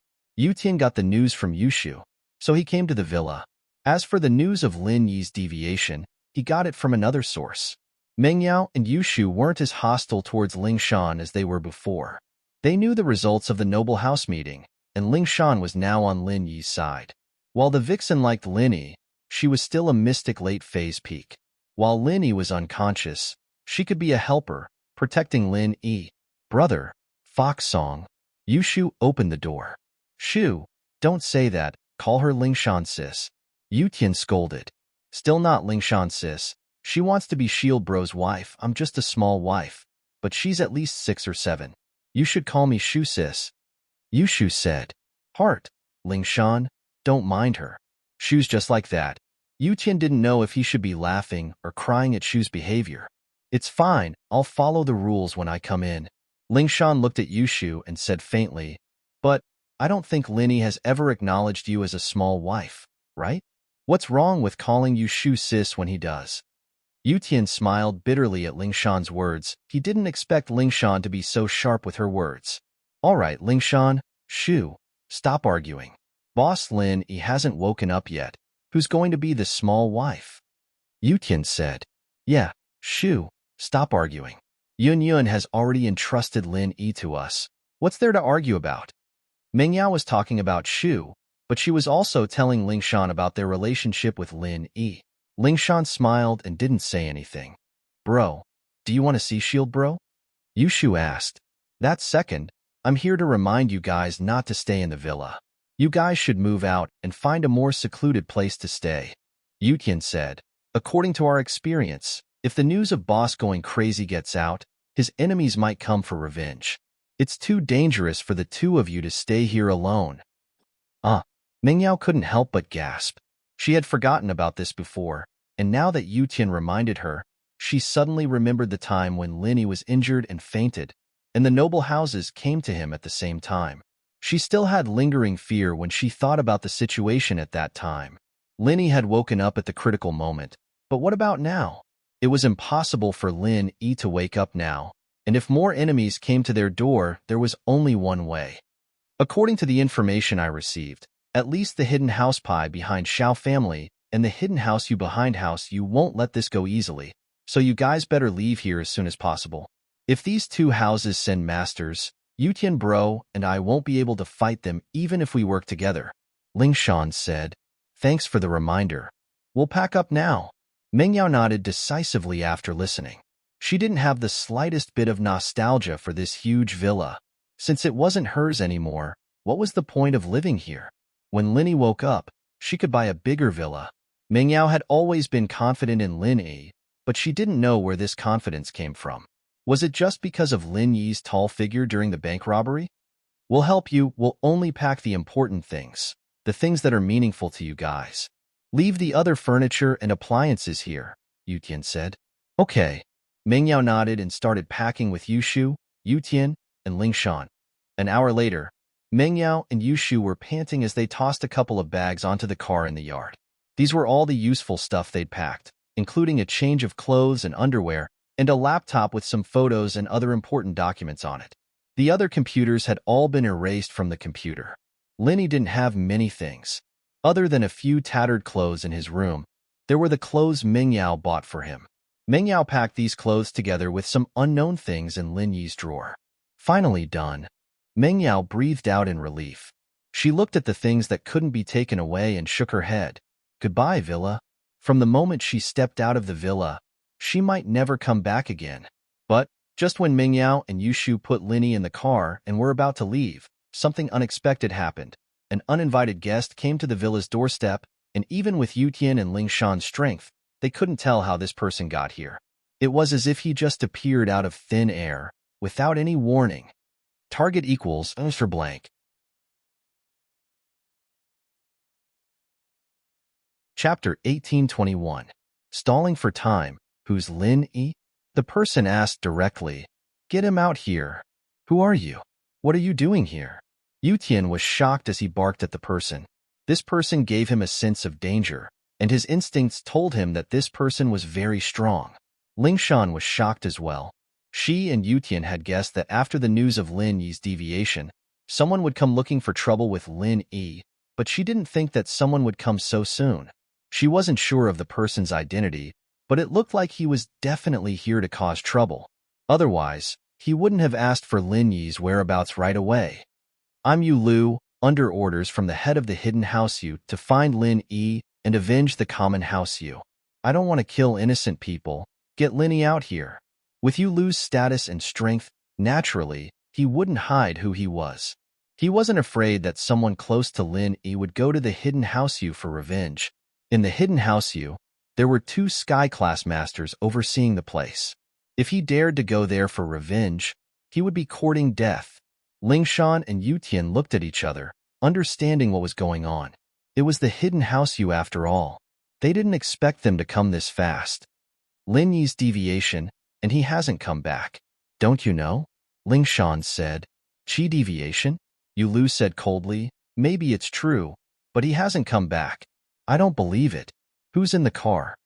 Yu Lu was a very loyal person trained by House Yu, but that didn't mean he was an idiot. On the contrary, Yu Lu's training had trained him to be very meticulous. He could tell at first glance that these people were moving. As for why they were moving, it was obvious. They probably knew that their enemies would come looking for trouble, and so they wanted to leave first. Yu Lu locked his eyes on the car in the yard. Lingshan and Yutian looked at each other and yelled, Yao Yao, shoo, run. We'll handle this. With that, Lingshan and Yutian charged at Yu Lu, one on the left and one on the right. Mingyao and Yushu were very nervous in the car, not expecting something like this to happen right before they left. Someone came looking for trouble, and they didn't know what to do. They were afraid that this person would do something to Lin Yi, but Yutian and Lingshan yelled. Mingyao subconsciously started the car, stepped on the gas, and the car shot out of the villa like an arrow, speeding away. Yu Lu's eyes darkened. He didn't think that 2 late phase peak mystic juniors would dare to attack him first. He could have easily dealt with Lingshan and Yutian, but Yu Lu hesitated as he remembered Yu Shaoqin's orders before he left, to target Lin Yi and not hurt the innocent. Although Yu Shaoqin was talking about the 2 girls beside Lin Yi, Yu Lu didn't know if he was talking about these 2 as well. He didn't know why Shaoqin wanted him to target Lin Yi, but he didn't question it. He carried it out. And because of that, he hesitated, not knowing how to deal with Lingshan and Yutian. And it was this moment of hesitation that gave Mingyao the chance to drive away. Otherwise, with Yu Lu's skills, it would be a piece of cake for him to stop Mingyao and Yushu. Move, or I won't go easy on you. Yu Lu warned faintly. Mingyao and Yushu had left, but Yu Lu was confident that he could catch up to them in a short amount of time. After all, there were only a few roads in the villa area, and with his speed, he would be able to find them. In order to make these 2 retreat, Yu Lu channeled his practitioner's arts as well, and in an instant, his Earth-class mid-phase peak was on full display. His chi pressed down on Lingshan and Yutian. Lingshan and Yutian's faces changed.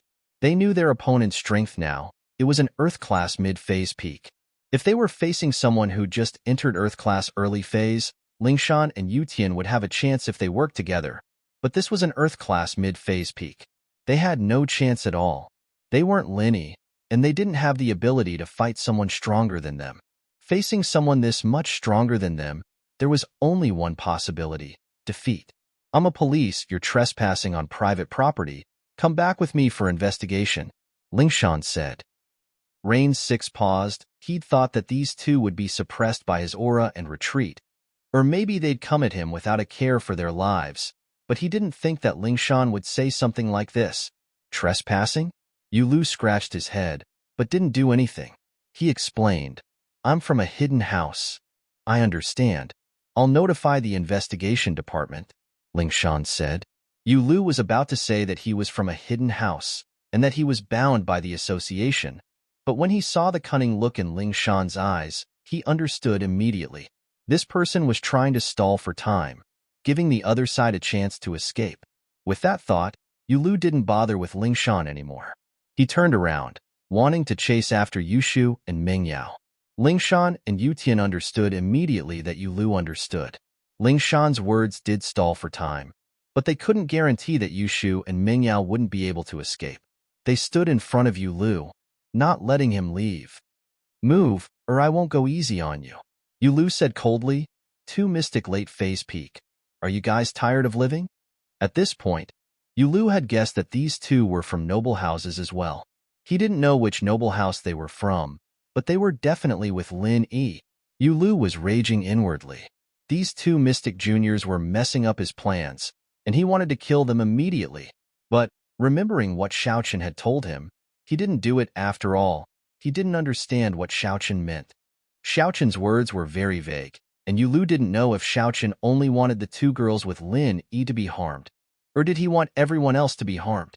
After all, Xiaochen had added that house you had a debtor, and he couldn't be too domineering. Target equals blank. Chapter 1822. Us two juniors are untalented. We'd like to experience your strength. Yutian forced himself to speak to Yulu. Yulu frowned. He didn't expect these two to be so persistent. A wave of frustration rose in his heart as he pushed his palms out, one on the left and one on the right. It seemed like he was pushing them out randomly, hitting Lingshan and Yutian on the left and right. An Earth-class mid-phase peak and a mystic late-phase peak were worlds apart. They couldn't be compared at all, especially with Yulu's skills. He could kill Yutian and Lingshan with ease. But Yu Xiaochen's warning made Yulu cautious. He used his skills, he didn't use his full strength, only sending Lingshan and Yutian flying. They wouldn't be heavily injured, but some light injuries were unavoidable. Lingshan and Yutian's bodies flew out, one on the left and one on the right. Both of them felt sorrow. They couldn't even take a single hit from Yulu. They didn't even see how Yulu did it, and they were already flying out. This meant that the difference in strength between the two was just too huge. Yutian and Lingshan's thoughts of risking their lives was a joke. If Yulu wanted to kill them, they'd be dead already. But, be it Yutian or Lingshan, they didn't know why Yulu would go easy on them. Looking at how aggressive he was when he came for Lin Yi, he didn't look like a merciful person at all, did he? But this was a question that would never be answered. After sending Lingshan and Yutian flying, Yulu disappeared into the night, chasing after Yushu and Mingyao. At this moment, Mengyao's jeep was parked quietly under an overpass. Mingyao, on the other hand, was carrying a huge pile of bags, waiting quietly under an overpass. Yushu was carrying Lin Yi on her back. The two of them ran with all their might in the dark night. The two knew that Yulu would definitely chase after them, so Mingyao abandoned the car. They changed to walking, although it was harder. But at least they wouldn't expose themselves easily. Phew. Mingyao was already out of breath. She didn't know where the energy came from, but she had two bags in her hands. He did not feel tired at all. Yushu, on the other hand, ran as fast as she could with Lin Yi on her back. In a dangerous situation, a person's potential was limitless. However, the potential of these two people was obviously stronger than that of a normal person. Sky Thunder Pig and General Weiwu, on the other hand, each carried more than 3 bags, but they ran very fast as well. This bit of weight seemed to be nothing to them. It was just that there was a limit to how much space they could carry on their bodies.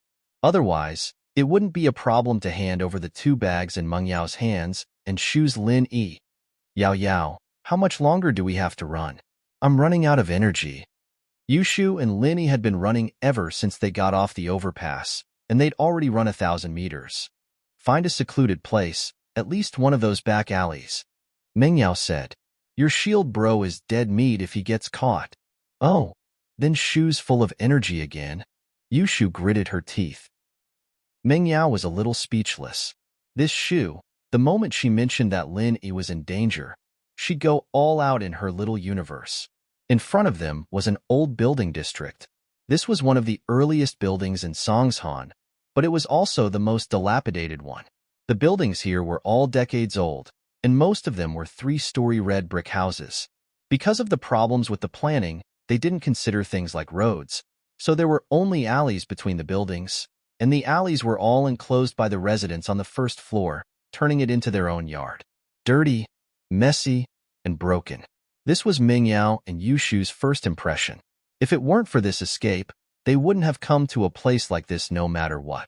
Perhaps they wouldn't come here for the rest of their lives, but Meng Yao purposely chose this place today. First, there were more obstacles here. The boxes were narrow, and the front of the yard was filled with junk. It was easy to find a hiding spot. Second, cars couldn't enter this place, and the 2 left in their car. If Yulu didn't see them hiding in the parking lot under the overpass, he wouldn't have thought that they were in an alley like this. Let's rest for a bit, Meng Yao said to Yushu, who was panting heavily. She really couldn't walk anymore. Okay. Yushu might have gone all out, but she was exhausted as well. Naturally, she agreed with Meng Yao's suggestion. The 2 found a pile of junk in front of a house and hid behind it carefully.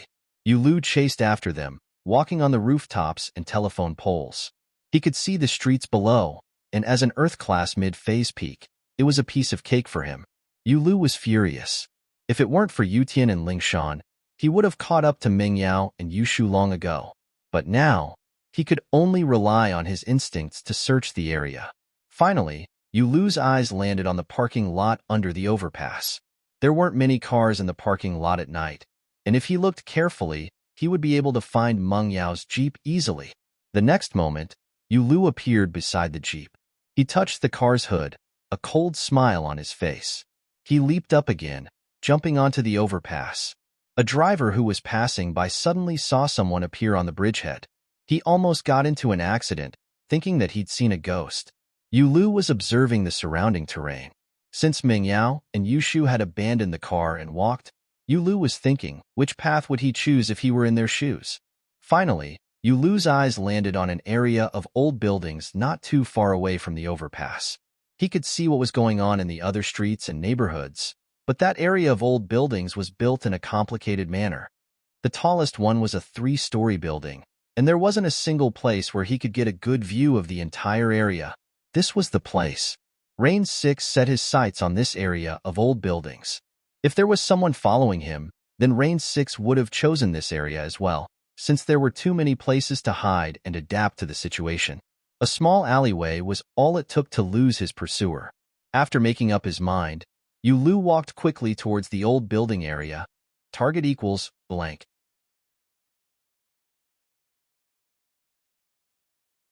Chapter 1823. Yao Yao, that Yulu won't come after us, will he?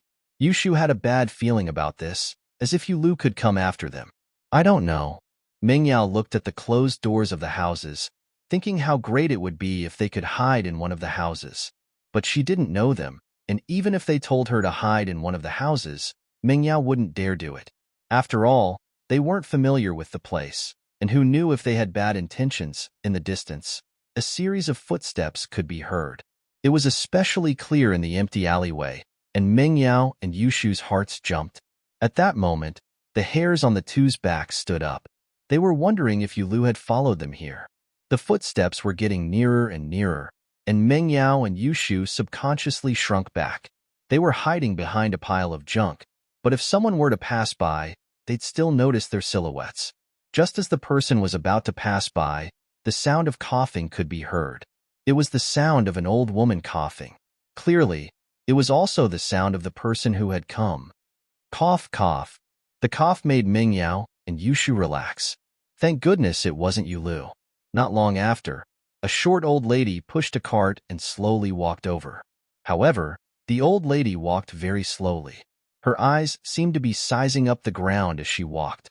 She was a scavenger, and her cart was filled with broken cardboard boxes, bottles, and scrap metal.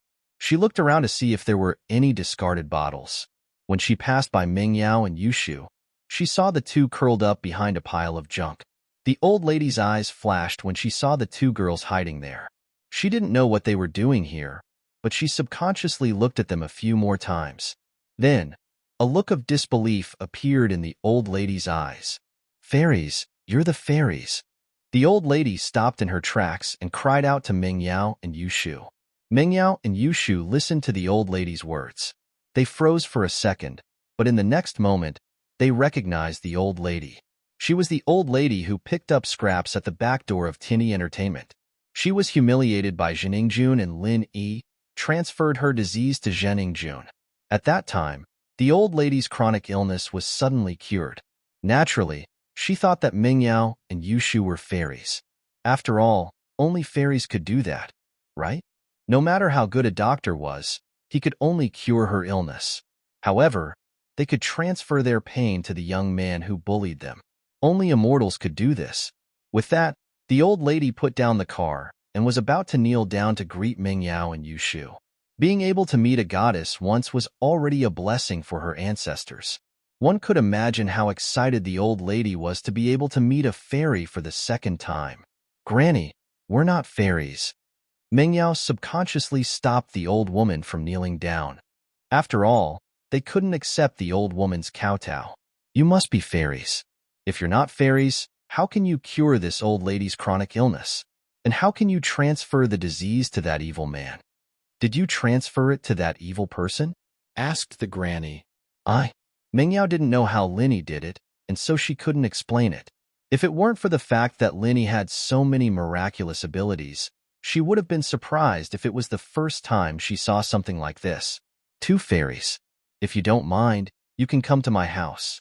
I want to donate all my savings over the years as incense money to you, said the old lady. You're not willing to accept this old lady's kowtow from me, but if you don't mind, you can come to my house.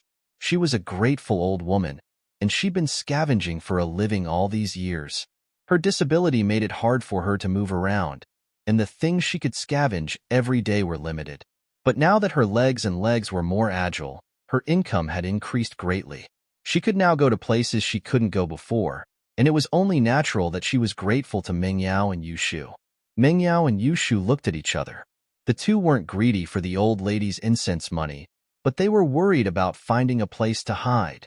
Since the old lady invited them, and it was someone they knew, they weren't afraid of someone with ulterior motives. It was exactly what Mingyao and Yushu wanted. Sure, Granny, but we're not fairies. We'll tell you in detail when we get to your house. Mingyao could see that the old lady was a kind person. She wouldn't pretend to be a fairy to trick her. Okay, that's great. The old lady couldn't stop smiling when she heard Mingyao and Yushu's agreement. In fact, it didn't matter if Mingyao and Yushu were fairies or not. The important thing was that the old lady had met her benefactors again.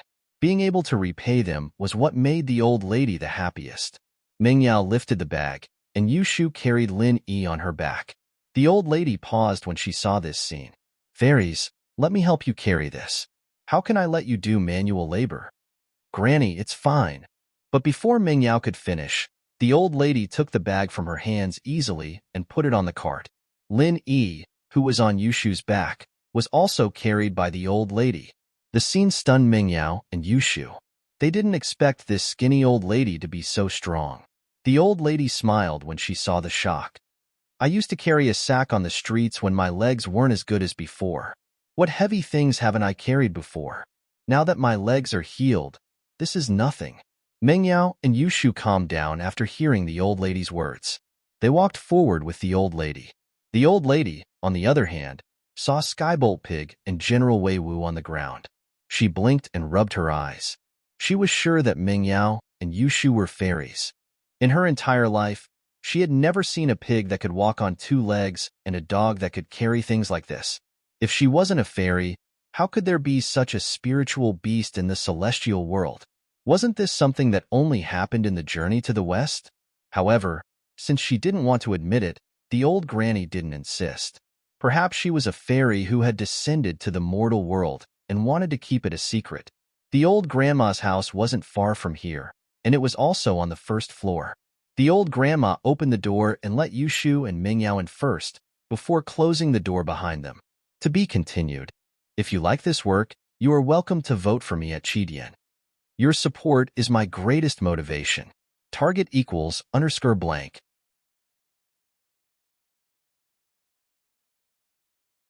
Chapter 1824. This is my house, and it's a bit messy. Please don't mind. The old lady said. St. Hall, Grandma, we really aren't fairies. Besides, it's good enough that we have a place to stay. Mingyao smiled bitterly. She didn't know why, but the old lady was so sure that they were fairies. With that, the old lady opened the door, and the group entered the house. The yard was messy, with all sorts of junk everywhere, but the house was clean and tidy. The old lady lived in an old house with 2 bedrooms and 1 living room. There wasn't much decoration, and there wasn't any good furniture either. Even so, the house was clean and spotless. It was obvious that the old lady was a hard-working person. Please have a seat, fairies. I'll make you some tea. The old lady placed Lin Yi on the sofa carefully. She didn't know what happened to Lin Yi, but she didn't dare ask if the 2 fairies didn't want to talk about it. The old lady recognized Lin Yi as the man who was with the 2 fairies at the back door of Tinny Entertainment. Don't bother, Grandma. We really aren't fairies. Not only that, we have a favor to ask. Mingyao quickly stopped the old lady from making tea. St. Hall not long after the 3 entered the yard. A figure appeared at the entrance of the alley. It was Yulu. Yulu's eyes looked coldly at the empty alleyway. He flew up to the top of a 3-story building, looking down at the alleyway, but he didn't see anything out of place. This was the innermost alleyway. He'd searched the other alleyways, but Mingyao and the others weren't there. He'd thought that Mingyao and Yushu would be hiding here, but they weren't there. Could it be that they really weren't here? Or did they think that I would definitely follow them to this alley when I saw them abandoning their car? So, they deliberately didn't go here and chose the main street where it would be easier for them to be exposed? Yulu's face darkened at the thought. He felt that he'd underestimated Mingyao and Yushu. The most dangerous place was also the safest place. Why hadn't he thought of that? Of course, Yulu didn't think that Mingyao would know any friends or relatives in this old building district. After all, judging from the villa district they lived in, it was impossible for them to have any interaction with the people living here. St. Hall, Yulu sighed softly as he left the area, returning to the jeep under the overpass, trying to figure out the escape route Mingyao and Yushu might have taken. Even if he found the right route, he might not be able to catch up to them. It had been a long time, after all, and Yushu might have found a hotel and settled down by now. But no matter what, Yulu had to give it a try. Mingyao wanted to find a place to stay, so she didn't hide anything. She told the old grandma about her, Yushu, and Lin Yi being followed. She also explained that she and Yushu weren't fairies, but Lin Yi was a great doctor. He could cure her and create similar symptoms for Zheningjun at the same time. The old grandma didn't think twice about Meng Yao's request to stay here for a while. She was a lonely old lady, and Meng Yao's arrival wouldn't bring her any inconvenience. Plus, the old grandma wanted to repay Meng Yao and Yushu, so she wouldn't reject them. Although you say that you are not fairies, from what this old woman has seen for dozens of years, even if you are not fairies, you are still extraordinary people. Being able to let you live here is the good fortune that this old woman has accumulated in her previous life. This old woman is truly very happy. The old woman said, "Thank you, Grandma." Meng Yao and Yushu finally let out a sigh of relief. They planned to find a more secluded hotel to stay in, but even if they could use Ling Yi's name to register, Yulu wouldn't be able to find them. After all, the 3 of them were too obvious, and 2 girls with an unconscious boy. He'd be able to find them easily if he went to any hotel and asked around. As long as Linny stayed in the house and didn't come out, Who would pay attention to an old lady who picked up scraps? No need to thank me. I should be the one thanking you. I can't thank you enough for letting me enjoy the life of a normal person before I die. The old lady said, by the way, you said that the young miracle-working doctor was in a coma because of illness. He must need to buy medicine. I don't have much savings in my life, but I'll give it all to you. It's a token of my gratitude to the young miracle-working doctor for treating me. Mengyao and Yushu were in need of money, but they didn't want to take the old grandma's money. Take this, the old woman said as she took out a bank book, handing it to Mengyao and Yushu. I've been an old woman for my whole life. My husband and kids are gone. I don't really need money. Mengyao was shocked when she saw the number on the bank book. There was 100,000. She didn't think that a lonely old grandma could get so much money by scavenging. Maybe I'll lend it to you, and I'll return it to you later. Mengyao thought about her father's situation and Lin Yi's situation. She accepted the bank book with a thick face. She needed money right now, and although Jiang Wen had sent over a sum of money, it wasn't enough to cover her father's medical expenses. Plus, Lin Yi's medical expenses weren't there yet. It doesn't matter if you return it or not. But you said someone was following you. Why didn't you call the police? The old grandma asked curiously. Mengyao didn't know how to explain. That person is very strong, and he's already a practitioner. Do you know what practitioners are? Practitioners? The old lady's eyes suddenly flashed with a strange light, but she quickly returned to normal as if she was reminiscing. After a while, she shook her head and said, I think I've heard of it before, but it's been too long, so I can't remember. Mengyao nodded, not minding too much. After all, normal people didn't know much about practitioners. Even if they did hear about it, it was just a rumor. The only people who could see it with their own eyes were the bodyguards of big bosses. Target equals Mr. Blank.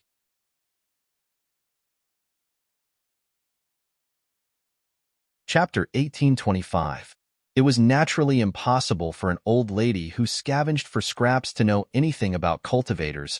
They're very powerful people, similar to the martial arts masters of the ancient times. Mengyao smiled bitterly. These people's kung fu is very high, and they appear and disappear unpredictably. I understand now. So you've offended a martial arts master. The old lady nodded. Then we'll settle down here first. I'm just a scavenger, and no one will notice me. It's very safe here. Mengyao nodded. Grandma, we'll go scavenge with you tomorrow. Mengyao had decided that she had to do something.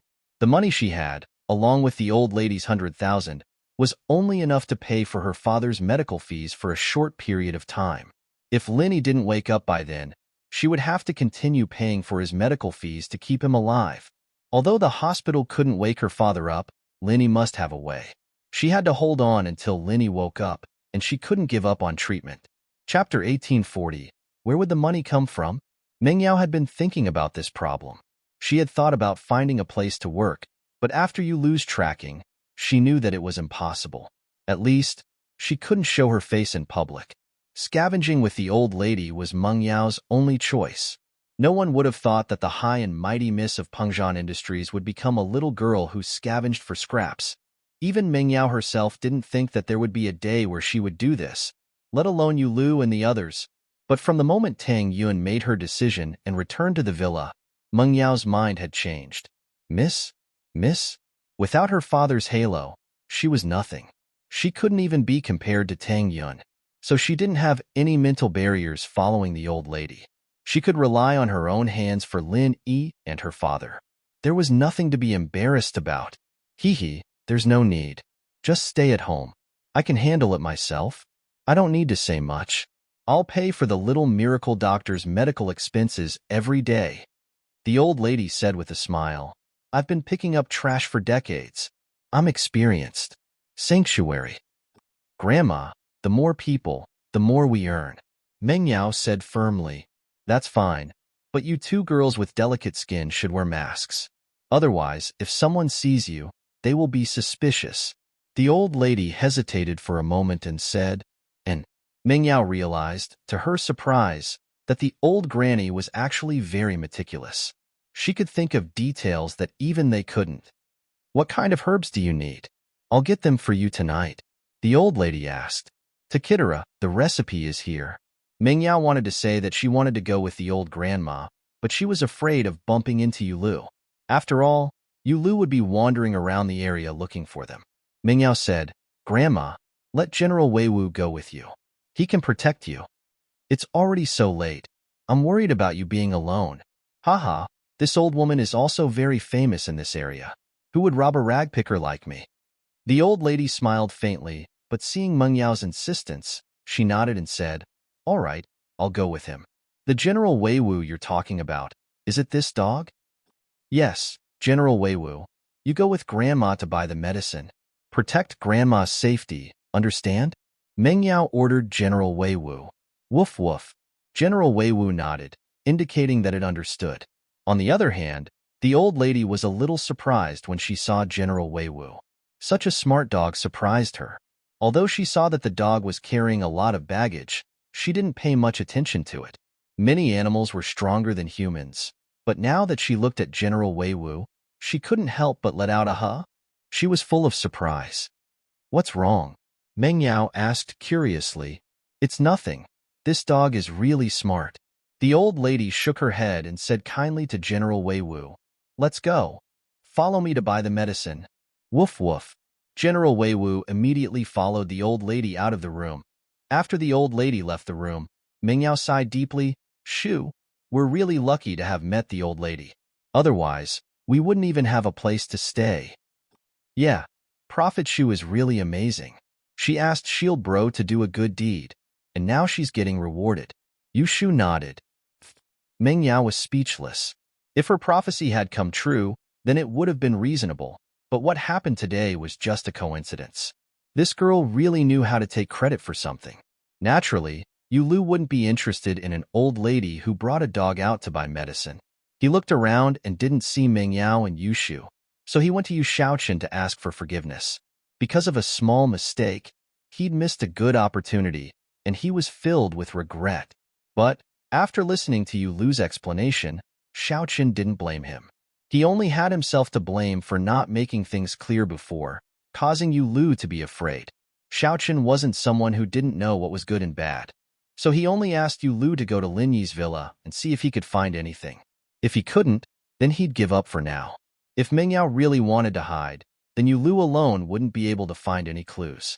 There was no need for him to waste his time. House Chu's villa. Lingshan and Yutian had left a long time ago. The two were only lightly injured, and even they didn't know why Yulu was merciful.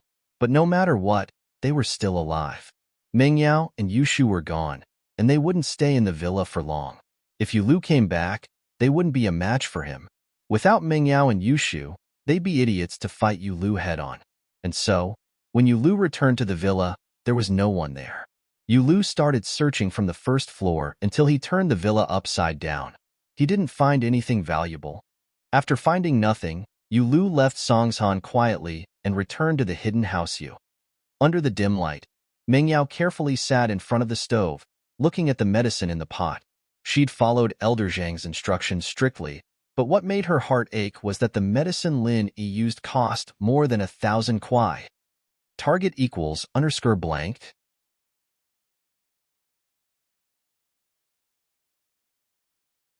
Chapter 1826. With difficulty walking, Part 2. This was only the price of the first prescription. The second prescription hadn't been filled yet, but the old lady had shown it to the owner of the pharmacy, and the price was even higher. Of course, this amount of money wasn't much to Meng Yao and Yushu in the past, but it was a huge amount now. Meng Yao was going to use the money she had to send to Faubert tomorrow for her father's medical fees, and it might not even be enough. Lin Yi's medical fees, on the other hand, would have to rely on scavenging every day. Not only that, but she also had to save up some money for Faubert. Meng Yao felt a headache coming on as she thought about how to make ends meet. She'd never had to worry about money before, but this was the first time she'd experienced the pain of not having enough money. Yao, even if Shield Bro wakes up in a month, we'd have to pick up at least 5,000 kwai worth of trash every day just to survive. Yushu said as she calculated the daily expenditure. Lin Yi's medical fees and Pengzhan's medical fees were a huge sum. 5,000. Meng Yao smiled bitterly. How was that even possible? Scavenging wasn't like picking up gold. How were they supposed to scavenge 5,000 yuan a day? Yushu shut her mouth after saying that. Luckily, the two had brought some jewelry with them when they left.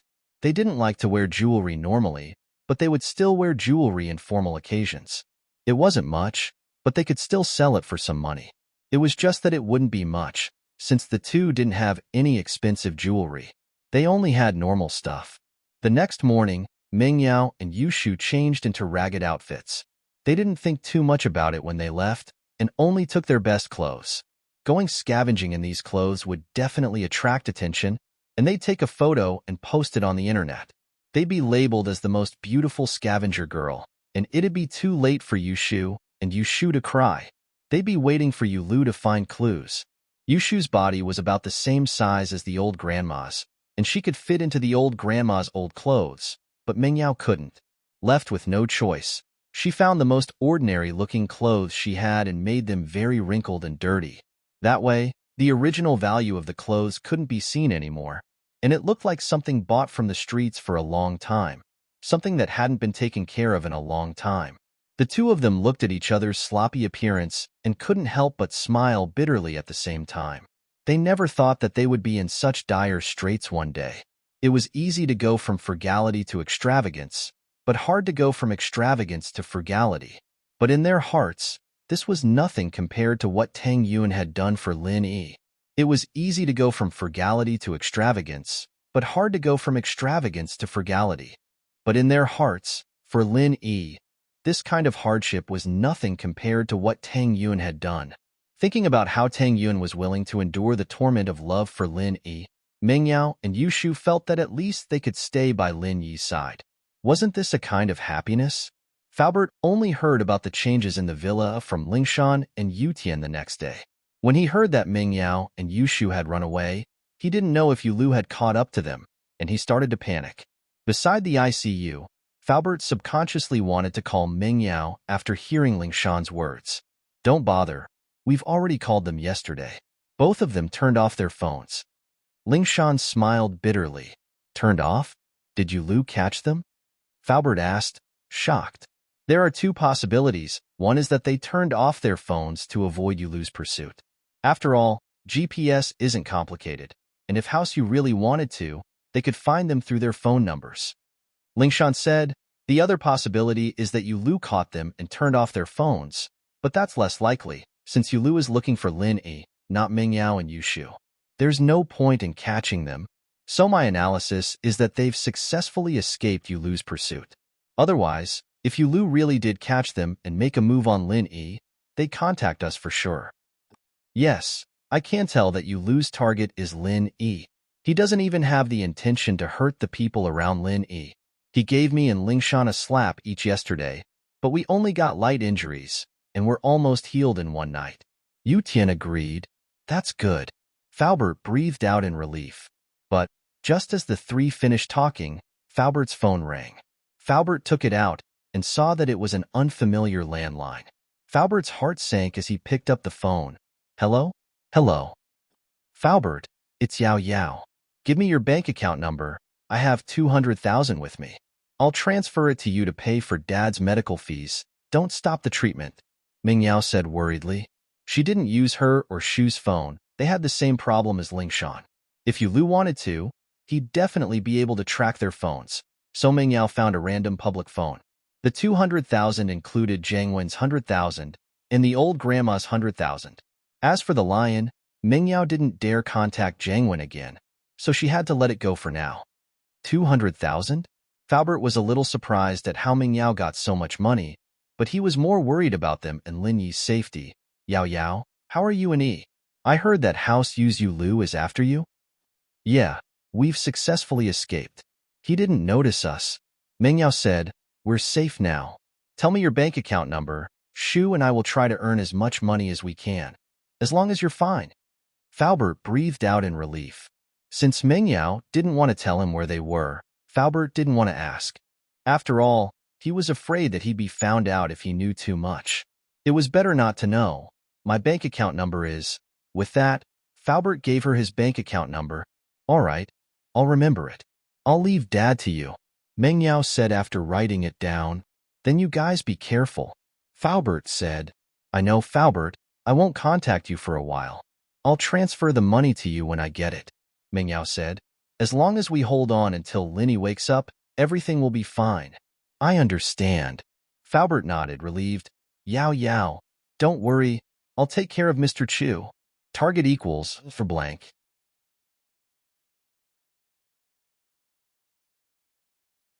Chapter 1827.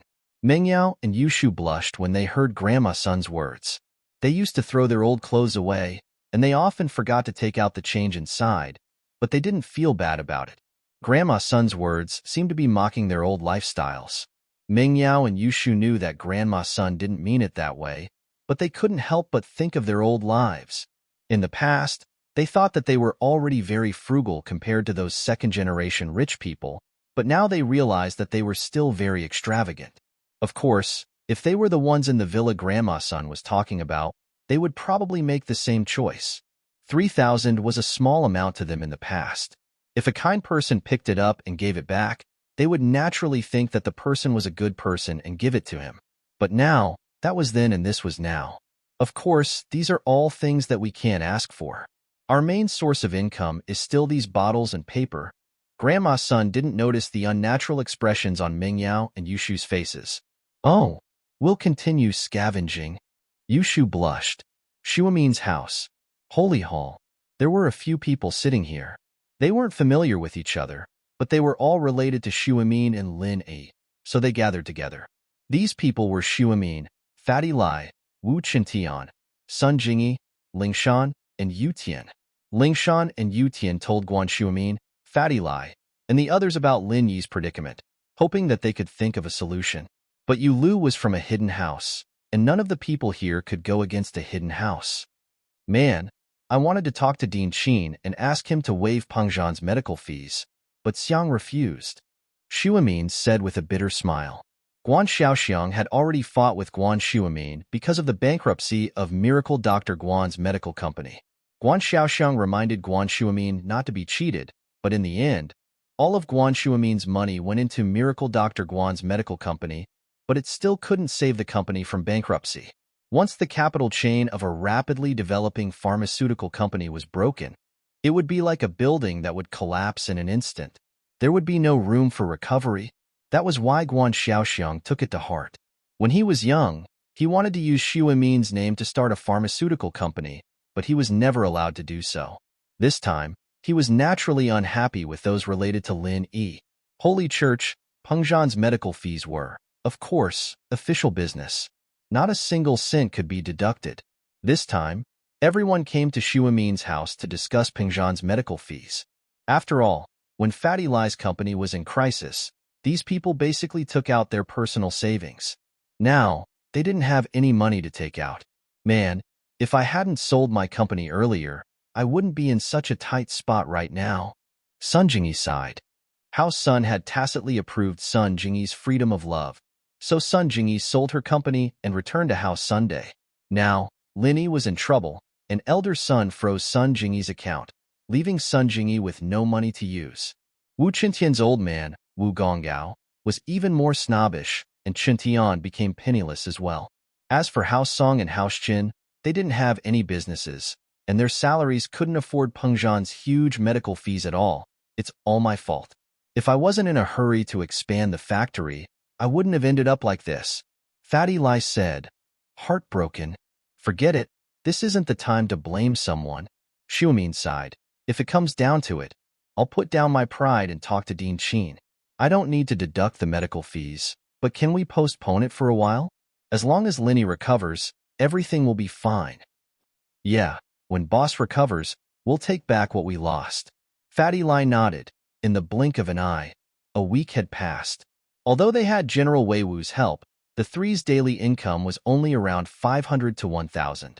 There weren't many problems, and Lin Yi's medical fees were completely supported by the money that Grandma Sun didn't have time to deposit in the bank. But seeing that the money was dwindling day by day, Meng Yao and Yushu were very worried. If this continued, there would be a day when they wouldn't be able to hold on until Lin Yi woke up. If it comes down to it, Let's get Skybolt Pig to join the operation tomorrow, Mengyao said. Skybolt Pig was currently staying with Lin Yi at home every day. Since Skybolt's body was too unique, Mengyao didn't want to attract people's attention if she brought him out, but there was no other choice now. Skybolt Pig. Yushu suddenly had an idea. Skybolt Pig can look for treasures, right? Then, can he look for trash? Yeah. Mengyao blinked at Yushu's words, but then said happily, how did I forget that? Skybolt Pig can look for treasures, so he can look for treasures in trash too, right? Skybolt Pig, come here. Yushu waved at Skybolt Pig.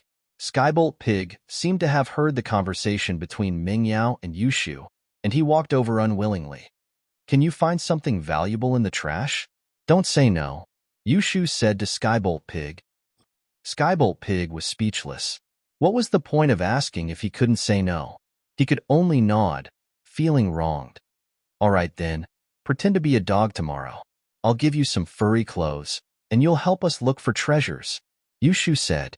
Pretend to be a dog? Skybolt Pig shook his head at that. He was different from humans, and he was used to not wearing clothes. Wouldn't he die of heat if he wore furry clothes all of a sudden? I'm telling you, if you don't help us look for treasures, Shield Bro won't wake up, and no one will help you level up. You'll just have to fend for yourself, Yushu threatened. Skybolt Pig wasn't scared at all, and he nodded quickly after hearing Yushu's words.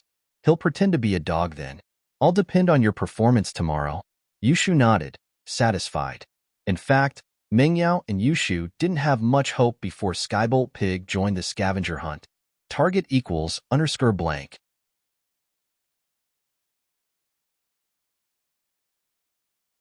Chapter 1828. This little thing had a keen sense of smell when it came to heavenly treasures, but it was hard to say when it came to trash. Holy Church, however, if the Skybolt Pig really found a treasure of heaven and earth, wouldn't he be able to sell it for a lot of money? It was better than nothing. It was always good to try his luck. The next day, Mengyao, Yushu, and Grandma Sun brought General Weiwu and Skybolt Pig with them. Grandma Sun already knew the best route every day, so she followed the same route almost every day. But today, after walking for a while, the Skybolt Pig pointed in a direction with its paw and squeaked. Oh! Mengyao hesitated, but decided to listen to the pig, Grandma Sun. Let's go in that direction. All right. Grandma Sun didn't understand why Mengyao would trust this piglet, but it was obviously different from normal pigs, so Grandma Sun decided to trust it for once. Following Skybolt Pig, the three of them and General Weiwu chased him all the way to a trash can in a residential area. Skybolt Pig pointed at the trash can with his claws and squeaked again. What's your name? If there's anything good, go pick it out. Yushu barked at Skybolt Pig. Holy Church, GG. The Skybolt Pig looked at the dirty trash can and felt wronged. It was an ancient spiritual beast and had never been treated like this before. But when he thought of saving Linny, he could only walk towards the trash can unwillingly. Let this old woman do it for you. Grandma Sun didn't mind. Rummaging through trash was a common thing for her. There was no psychological barrier at all. With that, Grandma Sun began to rummage through the trash can. Soon, she found a few drink bottles and a few waste paper boxes from the trash can. However, these gains could only be regarded as ordinary. Such gains could be found in any trash can in any community. It was obviously not worth it to run so far for it. However, the trash can was almost empty. All the obvious things had been found by Grandma Sunday. There was probably nothing more valuable. Haha, let's just look for it step by step in the future.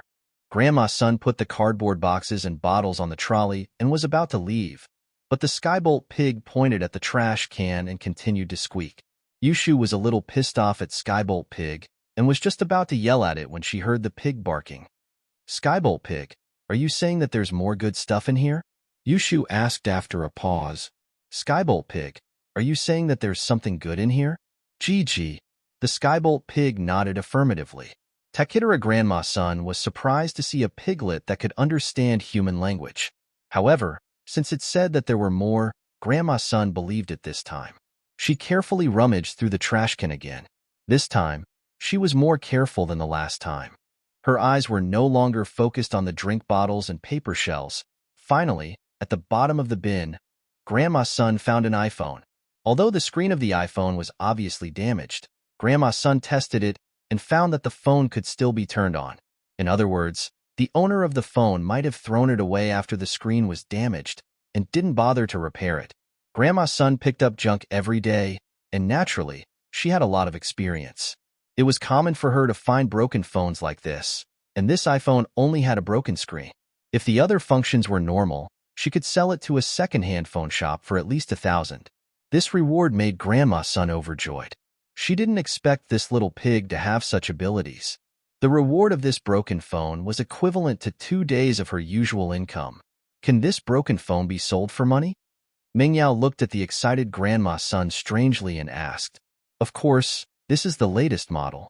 It's just the broken screen, and the other functions should be fine. If you sell it to a second-hand shop, you can sell it for at least $1,000. Grandma's son said. Mengyao's face turned red. This was the first time she knew that a broken phone like this could be sold for money. She would throw it away when there was a problem with her phone in the past. She would never think of selling it. Not bad, Skybolt Pig. Yushu looked at Skybolt Pig with praise. Continue.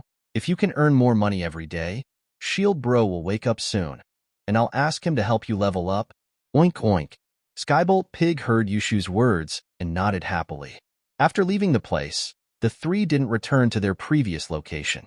Instead, they started to pick up scraps on the streets of the district.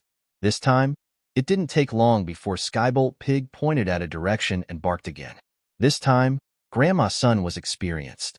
Without Mingyao and Yushu saying anything, she pushed the cart and followed Skybolt Pig. She was afraid that if she was one step late, the good things would be taken by others. Skybolt Pig led the way, and after a few turns, they came to another residential area. There was a family moving, and beside the moving company's car, there was an old refrigerator and some old furniture.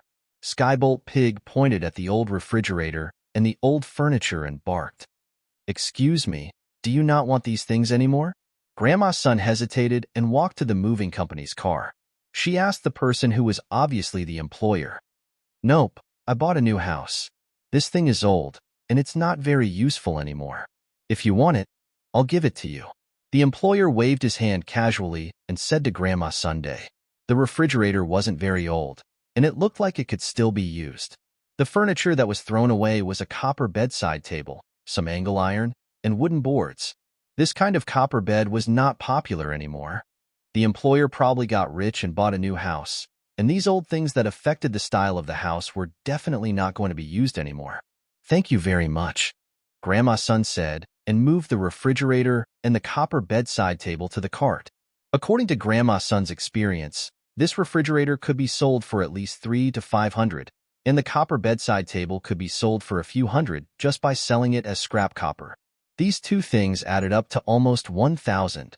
The moving company workers looked at Grandma's son with envy.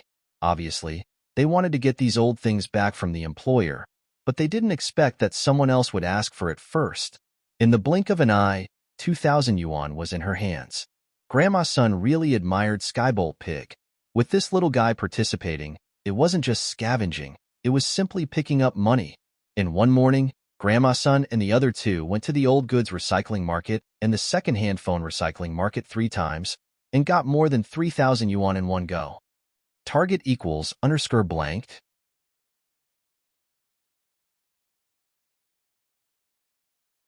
Chapter 1829. Please remember the domain name, or at. Lin Yi's enemies were looking for Lin Yi. Even if Faubert was out in the open, no one would go after him. After all, Peng Zhan was a cripple, and he could die at any moment. No practitioner would go after someone who was about to die. Besides, Peng Zhan didn't have anything left anymore. There was no way a hidden house would do something like this without any benefits or benefits. It was a taboo for Earth-class masters to enter the common world, and attacking normal people was even more so. No one wanted to cross that line. After hanging up, Mingyao, Yushu, and the old grandma went to a nearby bank and transferred the 100,000 from the old grandma and Jiangwen to Faubert. Li Fu. When the money was transferred, the old lady glanced at the name on the money order and subconsciously read it out in her mind. "Yes, it's Faubert's name. Have you heard of him, Grandma?" Mingyao nodded. "No. The old grandma shook her head. It's a familiar feeling, but I don't know him, Grandma. So your surname is Sunday. I'll call you Grandma Sun from now on. Mengyao looked at the name on Grandma Sun's bankbook and found out that her surname was Sunday. I think it's Sun. It's been so long, I don't really remember it. I got this name when I moved here, Grandma Sun said. Mengyao paused. She realized that Grandma Sun always said that it was too long ago and she couldn't remember it. Maybe something happened to Grandma Sun and she forgot about it, or she didn't want to talk about it. But Mengyao wasn't a meddlesome person, so she didn't ask too much. After transferring the money to Faubert, the three left the bank and began their day of scavenging. The autumn sun was cruel. This was the meaning of the tiger of autumn. Under the hot sun, an old grandma brought two girls through the streets and alleys, searching through every trash can in every corner of the business district. This was a route that the old grandma had walked for many years, and the harvest every day was about the same. It wasn't bad, but it wasn't much either. At the end of the day, 200 to 300 yuan of income was already very good. It was a far cry from the 5,000 yuan that Xiao Shu expected. General Weiwu, other dogs have sensitive noses. You should help. Mengyao saw that this wasn't going to work, so she started encouraging General Weiwu. Woof, woof. General Weiwu was a little troubled. He could teach a dog a lesson, or even a person a lesson, but picking up trash was something he'd never done before. He understood that Mengyao was doing this for Lin Yi's sake, and so he started learning from Mengyao and the others, going around the corners. With General Weiwu's help, they managed to pick up a lot of waste paper and beverage bottles from places that weren't easily discovered. However, these could only increase their income by tens of yuan. It was impossible for them to earn more than 1,000 yuan. The day passed quickly, and Mengyao and Yushu realized that they only got 500 yuan today when they were counting their spoils. It was only a tenth of the 5,000 they needed. However, it was only 500 yuan, and Grandma Sun was already very happy. According to her, on normal days it was only a few dozen yuan. On holidays, it was no more than 300 yuan. Now that she had 500 yuan, it was already considered a lot. Mengyao and Yushu were silent. They knew that picking up trash wasn't a profitable business, otherwise, everyone would have gone there already. After brewing Lin Yi's medicine, Lin Yi drank it, and Mengyao and Shu sat opposite each other, troubled. Their future was bleak and bleak. This was the true portrayal of their current mood.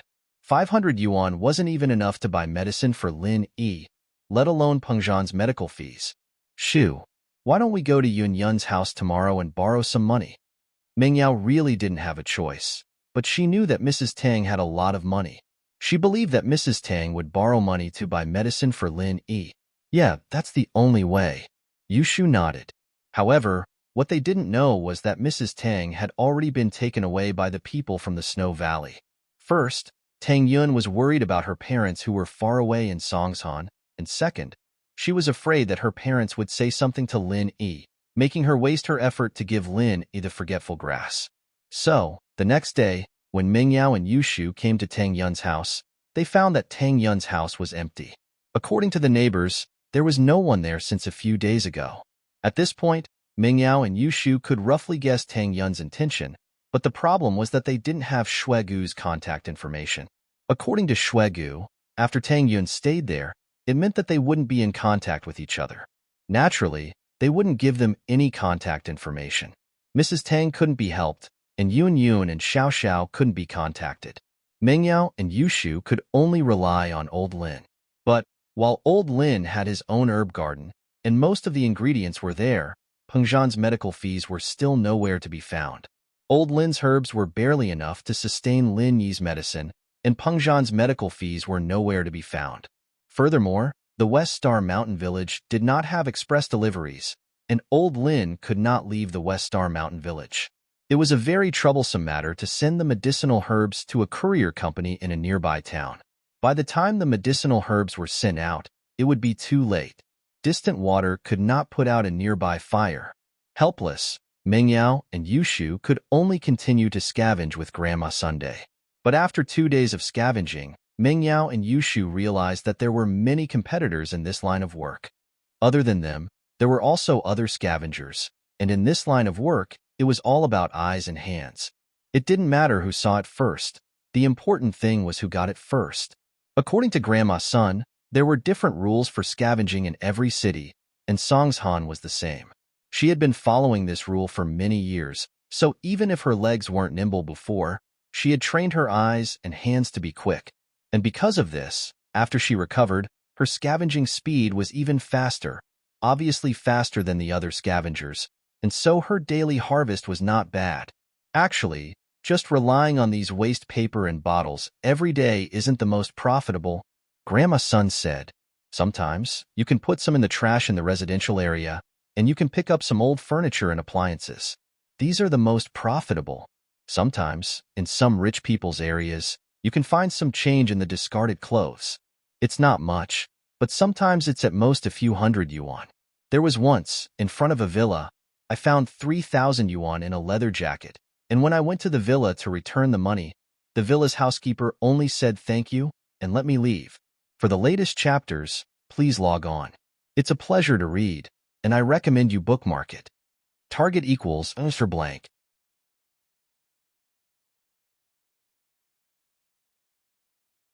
Chapter 1830.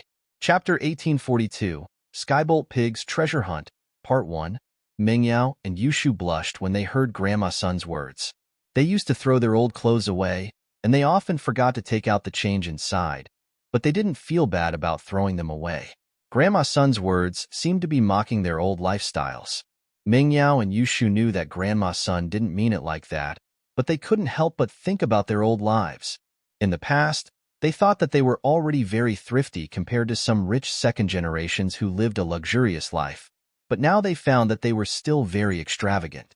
Of course, if they were the people in the villa that Grandma Sun had mentioned, they might have made the same choice. 3,000 was a small amount to them in the past.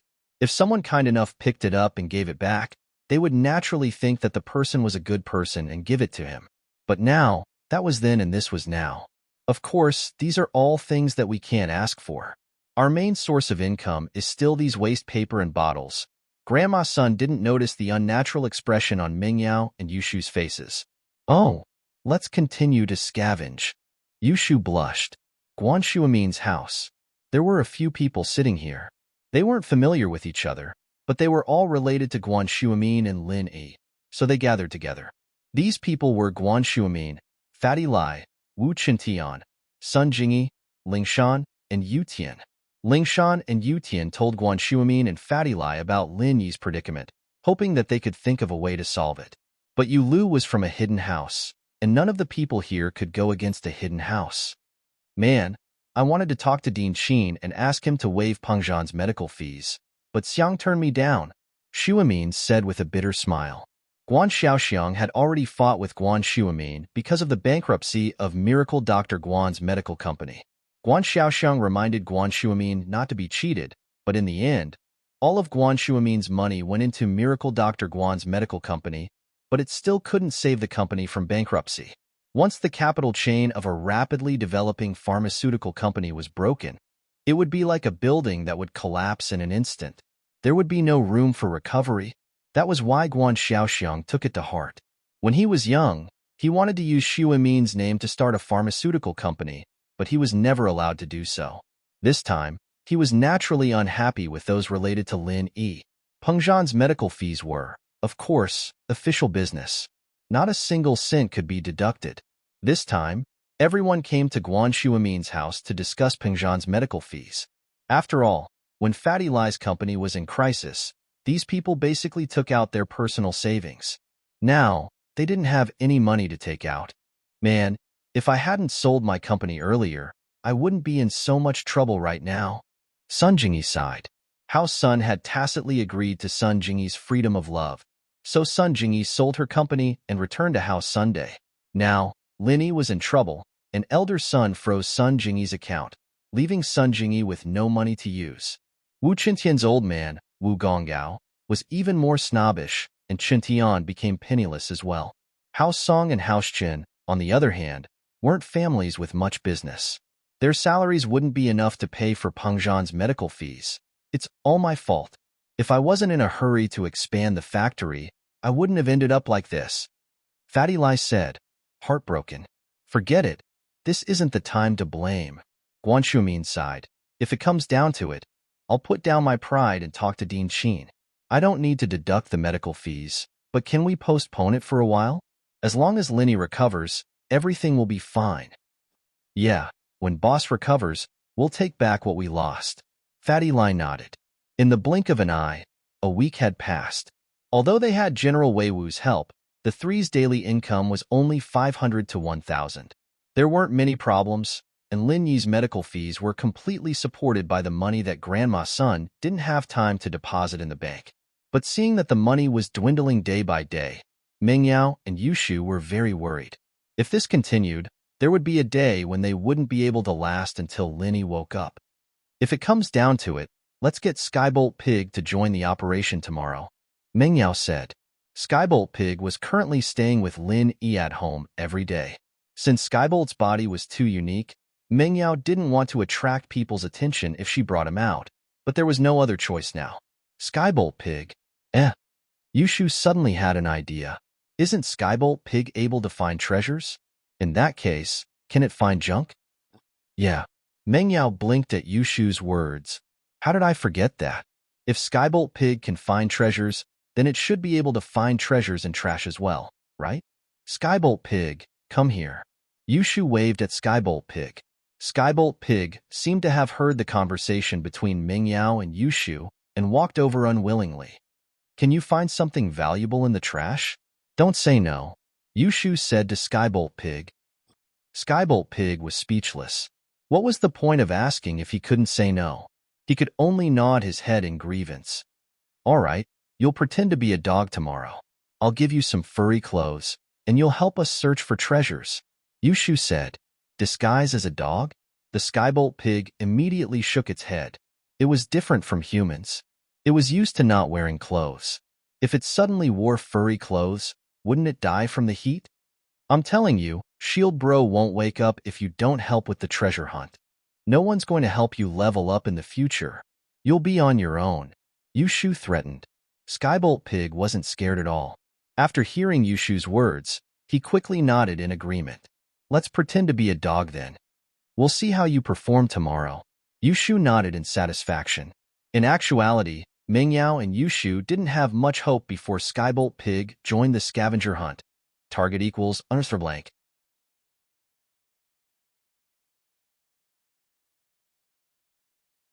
Chapter 1831.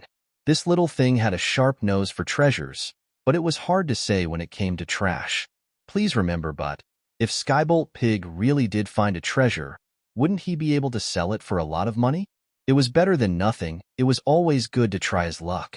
The next day, Meng Yao, Yushu, and Grandma's son brought General Wei Wu and Skybolt Pig with them. Grandma's son already knew the best route every day, so she followed the same route almost every day. But today, after walking for a short while, the Skybolt Pig pointed in a direction with its paw and squeaked. Oh! Meng Yao hesitated, but decided to listen to Skybolt Pig. Grandma's son, let's go in that direction.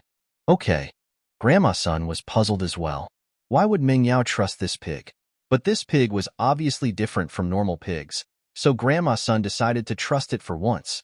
With Skybolt Pig, the three of them and General Wei Wu chased it to a trash can. Skybolt Pig pointed at the trash can with his paw and squeaked again. What are you squeaking for? If there's anything good, go take it out. Yushu yelled at Skybolt Pig. Squeak, squeak. Skybolt Pig looked at the dirty trash can, feeling wronged. He was an ancient spiritual beast. He had never been treated like this before. But he had to save Lin Yi, so he walked towards the trash can unwillingly. Let me do it for you. Grandma's son didn't mind. Digging through trash was a common thing for her. She didn't have any psychological barriers at all. With that, Grandma's son began to rummage through the trash can. Soon, she found a few drink bottles and a few waste paper boxes from the trash can. However, these gains could only be regarded as ordinary. You could find something like this in any trash can, and it wasn't worth it to go this far. But the trash can was almost bottom. Grandma's son had already found all the obvious stuff. There probably wasn't anything valuable left. Haha, let's just look for it step by step in the future. Grandma's son put the cardboard boxes and bottles on the trolley and was about to leave. But the Skybolt pig pointed at the trash can and continued to squeak. At first, Yushu was a little annoyed at Skybolt pig for finding so little stuff in the trash. Just as he was about to reprimand it, he heard that it was still barking. He was taken aback and asked, "Skybolt pig, are you saying that there's something good in there?" Gigi. The Skybolt pig nodded affirmatively. Grandma-san was surprised to see a pig that could understand human language. However, since it said there were more, Grandma-san believed it this time. Once again, she carefully rummaged through the trash can. This time, she was more careful than the last time. Her eyes were no longer focused on the beverage bottles and paper shells.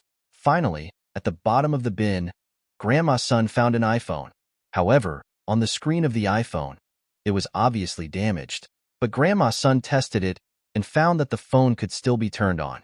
In other words, the owner of the phone might have been injured after the phone screen was damaged. He just threw it away and didn't bother to repair it. Grandma-san picked up junk every day, so naturally, she had a lot of experience. It was common for her to pick up broken phones like this. This iPhone only had a broken screen.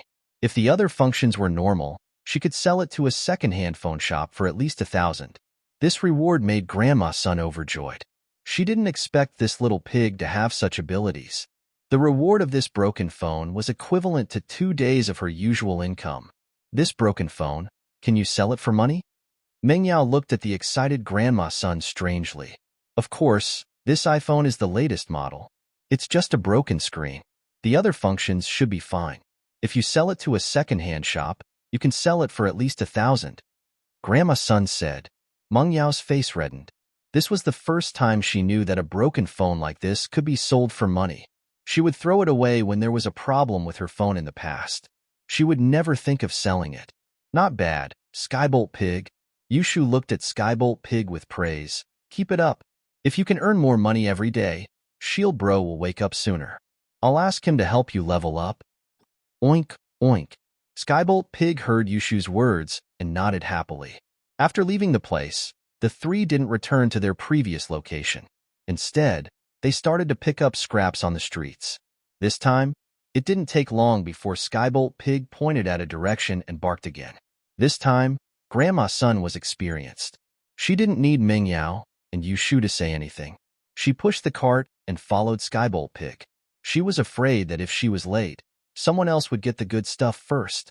The Skybolt pig led the way, and after a few twists and turns, they arrived at another residential area. A family was moving, and beside the moving company's car, there was an old-fashioned refrigerator and some old furniture. Skybolt pig pointed at the old fridge and the old furniture and barked. "Excuse me, do you not want this thing anymore?" Grandma-san hesitated for a while and walked to the moving car. She asked the person who was obviously the employer. "I don't want it anymore. I bought a new house. This thing is old and not very useful anymore. If you want it, I'll give it to you." The employer waved his hand casually and said to Grandma Sunday. The fridge wasn't very old. It looked like it could still be used. The furniture that was thrown away was a copper bedside table, some angle iron, and wooden boards. This kind of copper bed was not popular anymore. The employer must have gotten rich and bought a new house. These old things that affected the style of the house were definitely not going to be used anymore. "Thank you very much," Grandma-san said, and moved the fridge and the copper bedside table to the cart. According to Grandma-san's experience, the fridge could be sold for at least $300 to $500, and the copper bedside table could be sold for a few hundred just by selling it as scrap copper. Adding these two things together, it was almost $1,000. The moving company worker looked at Grandma-san with envy. Obviously, they wanted to get these old things back from the employer, but they didn't expect someone else to ask for it first. In the blink of an eye, $2,000 was in her hands. Grandma-san really admired Skybolt Pig. With this little guy's participation, how was this scavenging? It was simply picking up money. In one morning, Grandma-san and the other two went to the old goods recycling market and the second-hand phone recycling market 3 times. They got more than $3,000 in one go. Target equals _blank. You're tuning in to the Warrior Lore YouTube channel. Don't forget to subscribe and join us on this journey to catch the most captivating stories.